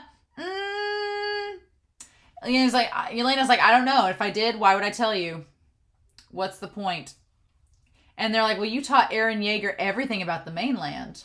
Which is curious. So in their conversations that they had, she talked to him about all that. All right. He likely planned out the rumbling beforehand. You must know something. So they're assuming this is all like premeditated. That this all has... Okay, grab my marker, Phil. That this all premeditated and that he must have said something and she knows anything. But she says bastard. Why should I cooperate with Marleyan bastards like you? And then I like that Annie's like, because your life depends on it. Like, Annie's so blunt. Annie's just sitting there like, come on. Like, because we'll kill you otherwise. It's funny. And then Jean says it's no use. She wants to die. And then Connie, weren't you fighting Marley to save your homeland? So I like that they're just sitting around eating soup, having this casual conversation about everyone's past and murder and everything. And I like that they're just like, as they're eating the soup, just having this conversation. Like it's, you know, don't you care if it gets crushed? Like, aren't you like Anyan? And I love that Anyan looks over to her, right? Because, yeah, Connie brings up a point. Like, why don't you care about your homeland? Anyan's like, I care about mine. What's the deal, Elena? And that's when we find out. Elena, the truth, she doesn't. And I'll tell you why, because she's a Marleyan bastard too. And everybody's like, oh, you got the better of us in Liberio, Elena. And I love the cart titan comes over to her. I love this. And looks down at her like, I just love how Peak being slightly menacing is wonderful. And just looking in your background was quite a shock. You're an ordinary Marleyan. Ever since you met Zeke, you pretended to be from another country annexed by Marley. And says that disappointed with Marley, you built your own story.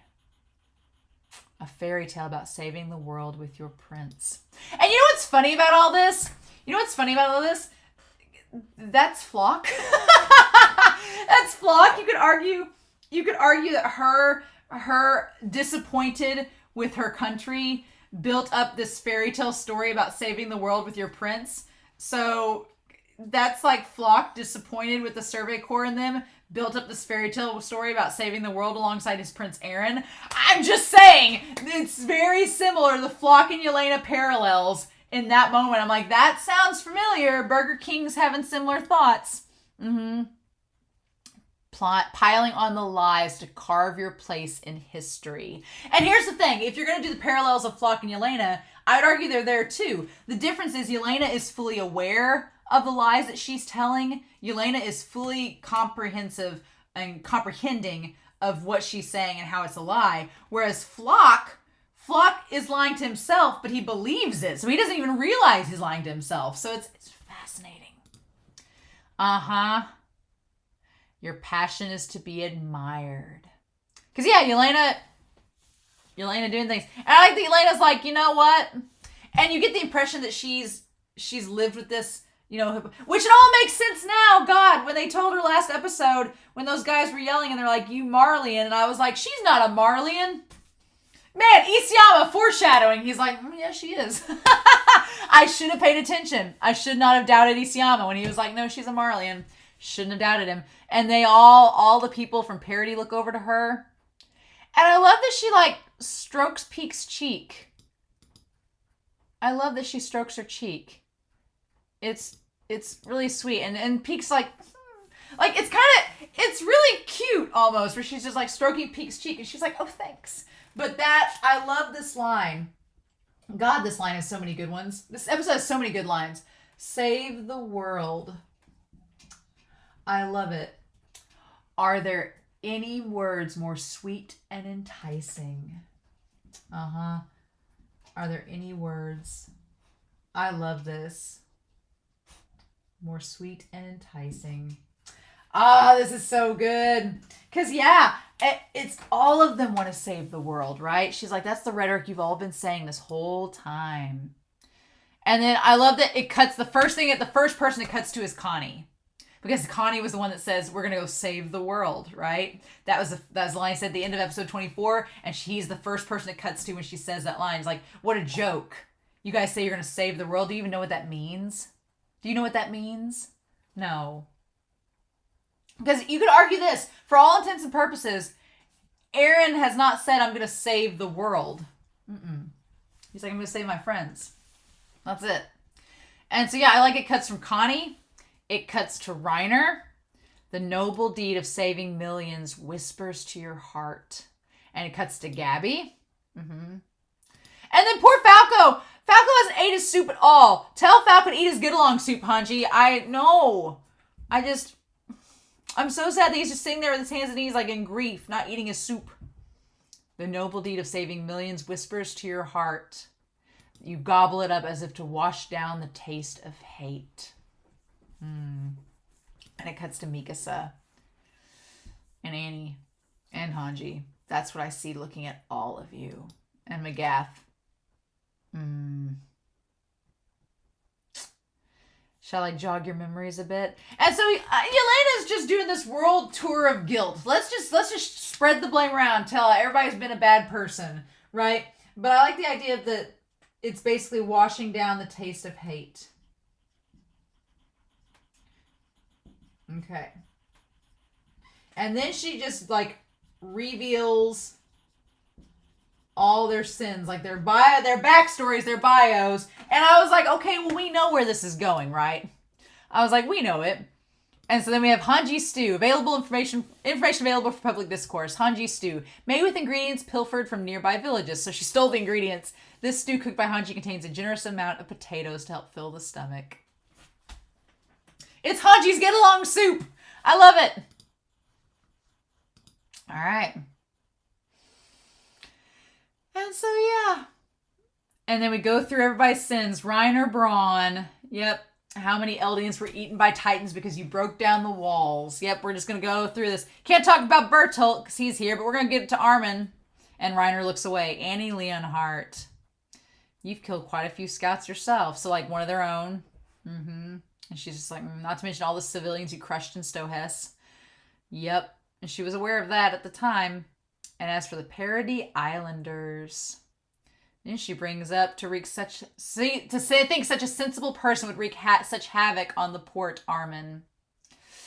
And here's the thing too, back then we talked about how way back in episodes 4 and 5, how Armin, I know a lot of people commented and said that Armin didn't have a choice. It was all to save Eren. He had to go along with Eren's plan. But in the end, we all do have choices. And they did choose to go along with that plan to save Eren. And it costs thousands of lives. And Armin, he says, if you include all those civilians, you've built a mountain of corpses. And it's Erwin. As soon as she said a mountain of corpses, I'm like, well, it just reminded me of Thunder Spears, where Erwin's looking down at the corpses all looking back at him. I'm like, no, that's it. That is it. Yep, you are correct. It's that same parallel. And I love, again, they make Armin look like Erwin. He like sits down, looks at it, like closes his eyes and has this contemplative look. It looks like Erwin. Let's not forget everyone's heroic acts in Liberio. And then she focuses on Jean's, especially Jean's. I'm like, and that's when she says, you courageously fired a Thunder Spirit Falco while aiming for the Cart Titan. She only brings up Jean's actions in Liberio because they tie to the two people that are there. Because I was like, well, Mikasa fought different people from Marley, and so did Connie, but Jean is the one who fired a Thunder Spear at two people that are there in the group, namely Peak and Falco. It's like, and Falco just looking over. And Gabi over there was the one who shot and killed Sasha. And Gabi's just like, ugh. And this whole thing, Sasha was such a sweet girl, even I was saddened. The shots throughout so much of this conversation are just the trees. It's just the forest. We're in the thick of the forest. We are in the thick of war and violence. The cycle of violence, we are in the thick of it right now. And what I love about this scene is at the very end what happens. But throughout all of Elena's conversation here, there's all these pans and shots of the forest. I want to see this in the manga. I feel like it's a big exposition dump in the manga, and there's just shots of trees everywhere. When I get to that manga, it's going to be interesting. But you all had been together like a family since you were cadets. But yeah, I love that we are in the midst of the forest, in the thick of it. Your grief must be immense. And Jean's like, it's good, Hanji, got any more? I'm going to ignore this crazy lady. And Hanji's like, yep, there's plenty left. We're not here to hear about her. Not going to have anything bad happen. And Jean's like, gee, thanks, Elena. You want to get it all out in the open so we can sort things out, right? That's the point, right? And Jean, in that moment, it's a shame you blew. And Jean points out her sins too. He's like, okay, well, you've pointed out our sins. Now we're going to point out yours. It's a shame that you blew your buddies' heads off in your failed fantasy. Which sounds kind of hollow when Jean says it. And it's a shame you've got a death wish now. And Jean drinking a beer. Elena sounds very sincere when she airs their grievances. Jean is mocking her. Like his sounds very patronizing, and it's intentional. And you would think that's the end of it, but no. Jean's like, okay, well, that's all good. You want us to just work together, sort our differences out, so you're airing all of our sins out in the open. How thoughtful of you. And then Elena she's about to whip out the blue eyes white dragon card, like in the middle of this thing. I almost forgot. It's like, oh God. As soon as she said I almost forgot, I was like, what are you about to do? What was the name of your friend that you mentioned to me before? I was like, don't you dare. Don't you dare do it. Oh, right. Marco.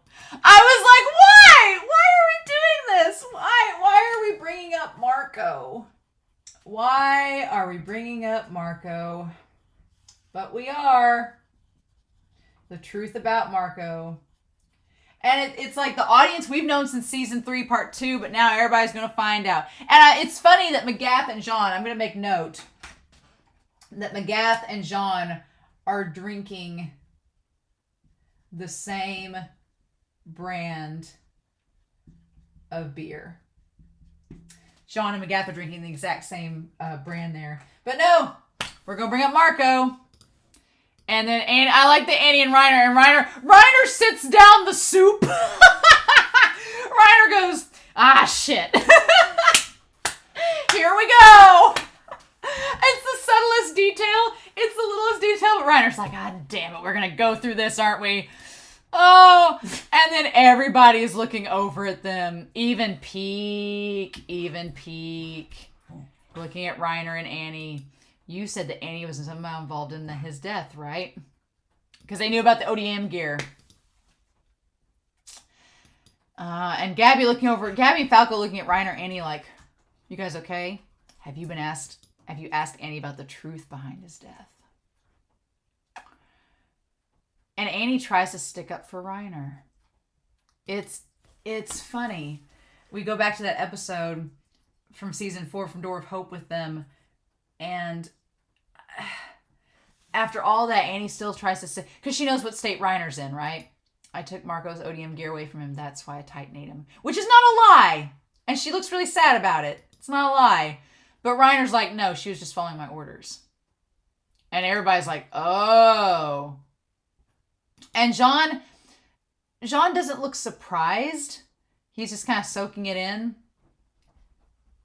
And I love, he's like, and as Reiner's saying this, we're flashing to pictures of the forest. Like the forest just gets thicker and thicker. The branches get more tangled, right? Marco overheard a secret conversation between Bertolt and me. Marco, and just fearing he knew my identity. I figured the best way to keep Marco quiet was for a Titan to eat him. And we just cut to all the trees and just the thick of it. So after I knocked him onto the roof and held him down, I had Annie take his ODM gear. And it's just, we just see all of it. And Reiner just looks like he's just traumatized. Because he's like, since Marco couldn't go anywhere, he was eaten. And Reiner this whole time has looked disturbingly pale. Like he just looks sickly.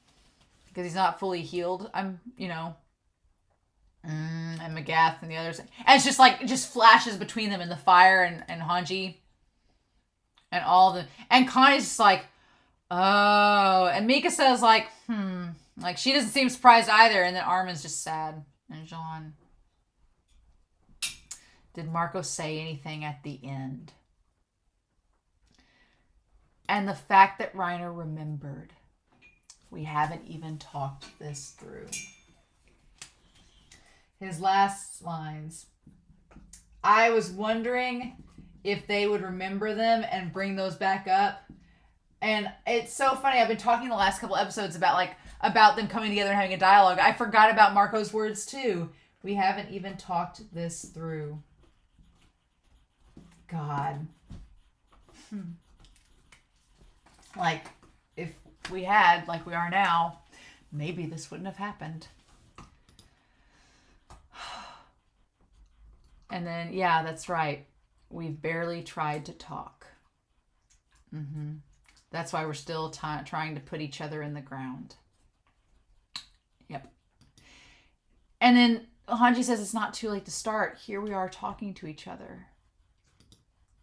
And I love this because my major in communications is in conflict resolution. And one of the things we do is mediation circles. And this is it. This is a mediation circle, right?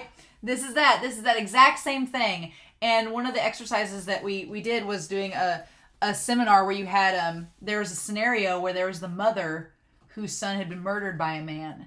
And they did a mediation circle of different people, different family members, things like that. But it was her sitting next to the man that murdered her son and talking. And in that room, they took turns and they could talk, but they shared their sides of the story, like what happened, why it happened, and all the emotions involved. And there's an establishment with that you don't have to forgive someone if it's good to forgive, but you don't have to. And sometimes there's some scenarios where it may not be possible. Like in the case of the mom whose son was killed, she's like, I can't forgive you. There's so much that I've lost. But she heard him out, right? And we'll get to that past that point. But it's the idea here of them talking, and they're becoming this understanding of the people involved, right? And that's kind of what Hanji is fostering here, saying it's not too late for us to talk it out. Like Marco wanted us to talk. Marco said we hadn't even talked this through, so why don't we do that? We're all here in a circle, sitting here. Everyone is equal in this circle. There are no corners. There's no top, no bottom. It's all just this sphere. Let's talk to each other. Whew. And then, when before we would have been at each other's throats. Yeah. Could anyone have imagined we'd be eating together around a fire? Like this is a miracle in itself, right? Hanji is establishing that this whole scenario is a miracle unto itself. Like, who would have thought that Marlians, a man from the world, the devils of Parody Island, and the warriors would all be sitting around here eating soup in a circle as peers, as equals, and talking about their past and talking about their sins and airing everything out. Like Hanji's like, this isn't precedented, right? But it's happening. And I like that Magath and Hanji both have that stoic look. And Reiner says, and Reiner is, it's so hard because Reiner is in such a fragile emotional state that he keeps going back to this survivor's guilt, the self-loathing. He keeps all tying back to it. And he has for this last season, right? And he keeps going back to it because that's all, he's so consumed by guilt and self-loathing, that's all he can do. And Jean finally just punches the shit out of him to make him stop, right? He says, as I watched it happen, I wondered why Marco was being eaten by a Titan. And this goes back to the whole soldier persona, to all of that. And Hanji's like, wait, we just had, I like that Hanji's face. Hanji's like, I just established the rules of the mediation circle. You're not following the rules. And then Reiner's like, overcome by anger, I thought, how dare you eat Marco? And I killed the Titan. And Jean, oh my God, because Reiner's just, he's about to lose it. Reiner's about to go off deep end. And Jean's like, enough. The guilt messed with your head. And he says, don't forgive me. I'm truly worthless. Like, Reiner's so pitiful. And Jean's like, that's enough. Like, just stop. And then Reiner's saying, I'm sorry. And that gets Jean. Like, just that I'm sorry. He's like, no, you don't get to say that. Yeah. So Jean understands, or by Jean's understanding, that the guilt has ate away at Reiner. Which is true. Reiner's been eaten away with guilt. And Reiner says that he's worthless. And he's not worth forgiving. He's not worth forgiving. And Jean tolerates it, but the moment he says, I'm sorry, Jean's like, how dare you? Like, it boils over. And that's when the soup kicks. And he just, and he just punches the snot out of him. Because, yeah, it's like, it's all this pent up frustration in Jean. And nobody really stops him. Minkus is kind of like, hey, Jean, let's not kill Reiner. Or it's Armin and Connie, and he says, cut it out. And then, no. And I'm pretty sure, did he just kick Reiner in the crotch? I really don't know if he did or not. I think he did. But Jean just, but Gabi steps in and he kicks her on accident. Yeah. And it's like all of this emotion has pent up inside of Jean for years. Like, just losing Marco, losing his best friend, losing someone he cared about, and for it to be such a senseless death, and for it to just, and for him to, like, not know about it, and for Jean to find the body, and to know that Reiner, and the thing of it is that Reiner, what gets him is that he knows Reiner feels guilty, and he feels worthless, and he's almost like, you're just sitting here wanting me to pity you? And just, it all just boils over. Like, all of Jean's emotions, everything. This whole idea of the fantasy, of the choice, everything that he's been led to. And then he sees Reiner here feeling worthless and pitiful. And he's like, get up. Like, just, he's so frustrated with Reiner. And he just lets all that anger out. Now, you don't do that in a mediation circle. You don't get violent in a mediation circle. But he kicks Gabi on accident. And that's when he stops. And then Falco, of course, runs to Gabi. God, this image. And even Elena, all of them stood up. And then there's poor Reiner getting beat. Isayama will not let Reiner is the punching bag of this season. Isayama's like, when all of you said that Reiner's one of Isayama's favorite characters, I was like, of course he is. Isayama is exceptionally cruel to him. Of course he's one of his favorites. I'm like, what? Just everything that could possibly go wrong to Reiner has gone wrong this season. But Gabi says, I'm sorry. And then poor Jean, like Jean's face is just crumpled. And Gabi says, we wanted to wipe out everyone living on Parody Island. And she confesses on his behalf. And because she's the one that killed Sasha too, in hopes that the world would forgive us. Like we wanted this island, the devils, to be wiped out. And now my mom and dad and everyone in Liberia will be wiped out. So saying that it just continues the cycle, right? Ugh. I like how much taller Jean is than all of them. And she says, I'm sorry. And then she's holding her gut because it hurts, but she bows before them. She's like, I know it's absurdly shameless of me to ask, but we need your help. Please, I'm begging you to help us to save her family. Like, basically saying what Annie was trying to get to Mikasa too. And Falco helping her up. I just want, you know what the sad part about all this is? That Falco and Gabi could legitimately be a couple, but he's what, 12? He's going to live to be 25, and that's it? That's all we get? Oh. I hate it. Please, let's stop the rumbling together. And then all these kids saying please, like these children.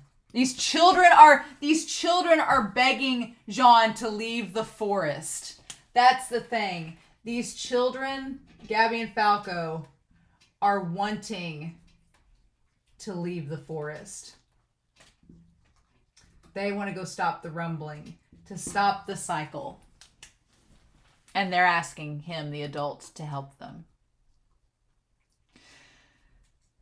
And that's when he calms down. He's like, let go. And then he just walks off. He's like, and they're like, where are you going? And they're like, John, what about your seconds? Hanji's like, what about this? And then Gabi says, it's no use, he left. And I was like, oh no, honey. In that moment, I was like, oh no, Gabi, honey, it's fine. Jean's just got to go off and think. He's got to go off and decompress. Like, he's not saying no. That's just Jean's way. And, oh my God, McGath reaching for Gabi. McGath looks so just, the emotion on McGath's face. He was holding out his hand to, like, help her. And I've never seen him have that much emotion on his face. And Gabi just crying.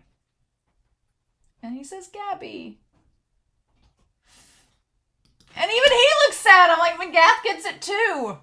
Like, these kids just went out of this war. And I like that Levi's like, it's so damn noisy. Like, Levi's like, I had to get up because I sensed some danger.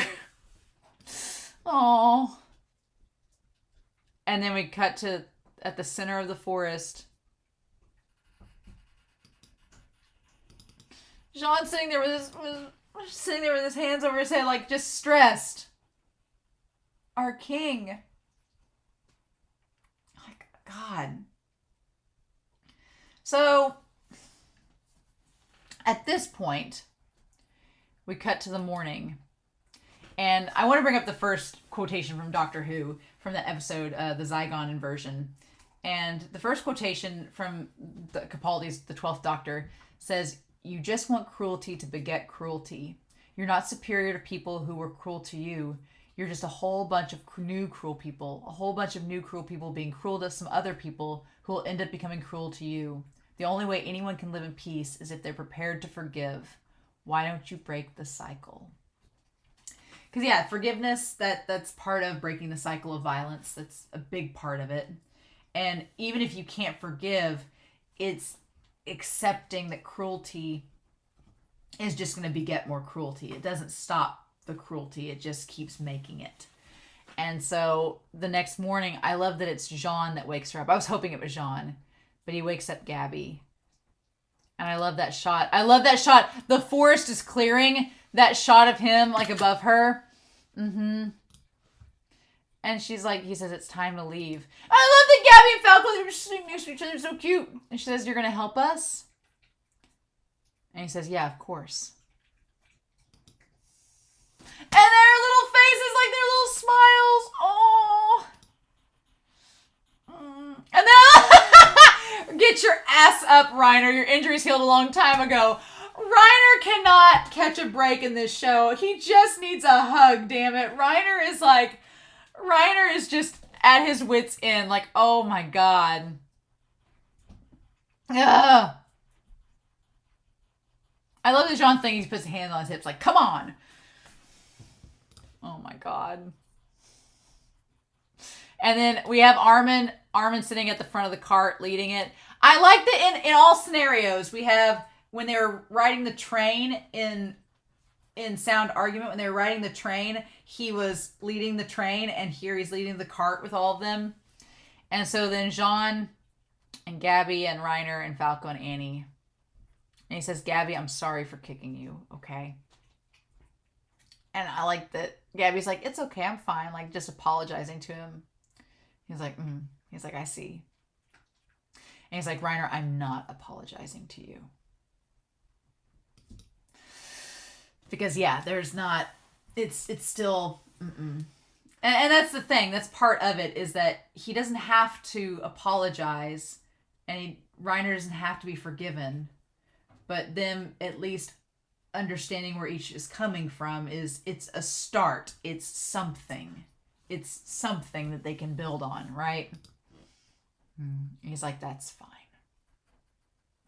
And he's like, "What about me? Don't leave me out of this." And there's not an answer for Annie. It's curious. Because, yeah, Annie was complicit. She went along with it. But she tried to stand up for Reiner and tried to put all the blame on her. So it's like, I feel like Jean wouldn't tell her that he's sorry, but he'd forgive her. It's weird. Yeah, but I like that Annie asks. And that's when... And the cart. And of course, Hanji. I love that Hanji's looking over Levi. No. I'm guessing Mikasa's with them. And then, yeah, the cart titan. Or Mikasa's on the horse. And then, yeah, Peak pops out. And the port is occupied by Jaegerists. So they have at least seen what Peak looks like. They've used the locomotive to get to the port. Okay. And they're all in the anti-personnel gear. The new squad gear. There's a bunch of soldiers with anti-Titan gear on. They've got thunder spears. Damn it, not good. And then with the gun, with the Asmobito woman sitting there waiting for him, is Flock. Flock sitting there waiting. Oh my God. Sitting there waiting. And the look on Flock's face. The look on Flock's face is terrifying. It is terrifying. It is the look of a man who's like, I am about to do whatever I can to stay in control. Because Flock has had not a very good day. And so... Holy shit. Oh, God. Okay, and then that shot on Flock. Oh, God. And then to be continued. God. I'm so glad you all didn't spoil this episode. I'm so glad. Thank you. From the bottom of my heart, thank you for not spoiling, because you all know how much I love Jean. Jean is my favorite. Jean and Armin, I don't know. Armin was one of my favorites. Is Jean maybe my favorite character in this show? He's up there. He's really up there. And y'all know how much I love him. He is our king, our bisexual king. We love him. We're happy with we want him to have a happy ending, but I did not see this episode coming. I knew they were going to have a chat. I knew we were going to have a fireside chat, but and this ties to the second Doctor Who quote. It's from that same episode. They're talking about war. And to give you an idea of the scenario, there are two opposing parties. But there's two parties in front of them. So I want to go back to the Doctor Who quote. And you have, in that episode, the Zygon inversion, there's the Doctor and then there's two parties. And each party is an enemy of the other. And they're contemplating going to war. And the episode is used as a metaphor of what war is like and what it represents. And so at the end, the Doctor gets to a point where they both realize that they're having the same type of conversation that happens in here. But I love that the Doctor says it's always the same. Because they're talking about, well, who shot first? Whose fault is it? You know, going back to McGath and John's original argument of who shot first, like who's responsible, who's the victim. And the Doctor in that episode of Doctor Who is like, it's always the same. When you fire the first shot, no matter how right you feel, you have no idea who's going to die. You don't know whose children are going to scream and burn. How many hearts will be broken? How many lives are shattered? How much blood will spill before everybody does what they were always going to do from the very beginning? Sit down and talk. And Sasha Purvis, I'm so glad you brought that up, because that whole quotation, it's the embodiment of what I think Isayama is like part of the solution is. It's this episode. It's coming to the table and saying, yeah, shit happened. It was bad, but that first shot that the Doctor Who quote is, it connects so much to Gabi. Like that one shot she had, it changed so many lives and the trajectory of everything. And so it's basically going like, you may think that you are in the right and you are justified to start this war and this conflict, but you have no idea what the impact of your decision is going to be. And that's what Hanji is kind of getting at. The problem with Aaron's plan is that, yeah, Aaron may be justified. The world is cruel. And Aaron may be justified in that, yeah, they were all going to destroy us, so I'm just going to kill them first. But you don't know the consequence of that. Like, how many lives are you going to destroy? How many people's dreams are shattered? How many children are going to scream and burn because of your actions? How many hearts are going to be broken? And the blood will spill. And at the very end of it, everybody, what's going to happen? What's the point? So this episode is such an embodiment of that quotation, that just sitting down and talking and figuring out, you know, that we're all coming from very similar places. Not the same, very different in different ways, but that at the end of the day, they all have a common goal. And that whole save the world ideology rhetoric that Elena was talking about, it sounds great, but at the end of the day, we're all just trying to fight to protect ourselves or the people we care about. And that's why we do the things that we do. And Aaron is no different. But, God, this episode, like, our King Jean, is it bad that I want Jean and Peak to have that future? I want Jean and Peak to have that little kid and to live on parity and be happy together. Or Jean and somebody. It doesn't have to be Peak. It doesn't have to be Mikasa. It could be somebody. I want Jean to have that good future. But I don't know if that's possible. So now they're at the port. There's anti-Titan gear everywhere. I mean, on the one hand, you have the cart. You have the Colossal Titan. You have...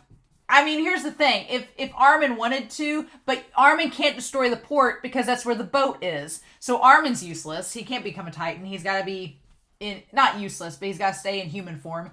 Armin can't do any of that. Falco has never transformed into a Titan before, so that's probably out. Falco's going to be like, I don't want to do it, or doesn't know how. Reiner is barely functioning. Reiner is barely functioning, so probably not a good idea for Reiner. So that leaves the Cart Titan. She's good, but they need her to stay safe. So that leaves Annie. So Annie's the female Titan, so Annie could do something. Annie is versatile. We've established that Annie is a versatile Titan shifter, so she could do something. If anyone is going to transform in this next episode, it's Annie. Annie and maybe the Cart Titan staying the way that she is. They're the only ones going to do anything. I don't think Reiner's in a place. I don't think Falco's in a place. I don't think Armin's in the right situation. That's just not going to work. And then you have all your other players. But Flock. I don't know. I imagine it would thematically make sense to me. I'm wondering if Keith, or somebody saw them all leave together, and I wonder if that was Keith, if he reported back, or what the deal was, or who was in that room watching them, and how that's going to play out. I don't know if Keith's going to pop in and be like, all right, I'm here to help you, or how that's going to work. We don't know if Keith is even still alive. I'm still wondering if Anka's alive. That's seeing her in Hanji's flashback. I was like, is she dead? Did I miss something? But I've always thought thematically, at the start of this season, I thought Hanji would be the one to take Flock out, if anybody was to take Flock out. But now I think it's Jean, if I'm honest. That we've built Jean and Flock up the last several episodes as kind of opposites of each other. So it wouldn't surprise me if Jean was the one to do it. But I don't know. I don't know how that's going to go, but it's interesting, right? Yeah, I don't know how that's going to work, but they're going to have to face Flock if they want Asmobito. And does Flock have death flags? Does any of our people have death flags? I'm like, if Jean dies after we just had this amazing episode with him, I'm gonna be mad. But I don't know if Flock's going to make it out of this. I don't know. And it's such an embodiment. We just had Jean and them leading Gabi and the kids out of the forest. Like figuratively and literally leading them out of the forest, right? This whole conversation was the way to get out of the forest. It's Children of the Forest Part 3.0, right? And Flock is the embodiment of staying in the forest. So I don't know if Flock goes. Here's the thing. I would theorize if Flock dies in the next episode, if Keith was there, they'd leave Keith in charge. And maybe Keith would take over and be the new commander. And wow, what a turn of events that would be if Keith Shaddis took over at the end, if they had to kill Flock. Because I don't know, Flock looked pretty desperate in that last shot. So I'm like, if Flock is going to go down fighting, and it's like, you'll have to kill me to get her out of here. And that's what they have to do. I don't know. But if Flock does die and Keith stays behind and takes over, it would be so... The ultimate irony that Keith, back in Bystander, was like, I'm never going to be the commander. I'm never going to be anybody special. And then he ends up taking over. I don't know. But the other Jaegers don't like Keith, so I don't know how any of that's going to work. I get death flags on Flock because I'm like, they are either going to have to kill him to get her, or it's going to be like last episode where they leave him behind. But he's so delusional and out of it at this point and off the walls, and I'm like, I don't know.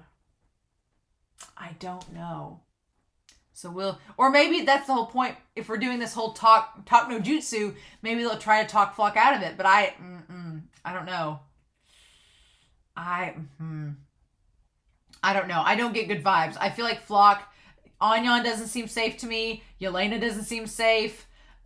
Connie and them, I'm like, if you kill John off after this, I'm gonna be mad. Flock is that's the problem. Like I said at the beginning of this reaction, Flock is dangerous because he believes he's right. And he's so passionate about that I'm like, he believes everything he's doing is for the greater good. And I'm like, that's dangerous if he morally thinks he's in the right doing all of this. So, y'all. I'm not gonna lie. I've still got some of this. I'm gonna go back and rewatch this episode. I'm gonna go back and rewatch it because I really like this episode. My dog just sneezed. I'm gonna go back and rewatch this episode. This was fantastic. I'm probably going to wait until we get comments about episode 22 and 24. I'm gonna wait on that, and then I will watch episode 26 afterwards. But in the meantime, holy cow! I hope y'all had a wonderful time watching this reaction discussion. This episode's amazing. I'm so excited to hear your thoughts about our King Jean. This conversation. This episode's great. I'm gonna go back and rewatch it, and that'll be that. So in the meantime, I hope y'all have a wonderful week. Please stay safe, take care, and yeah, I'll be back very soon with episode 26 of season 4 of Attack on Titan. Bye.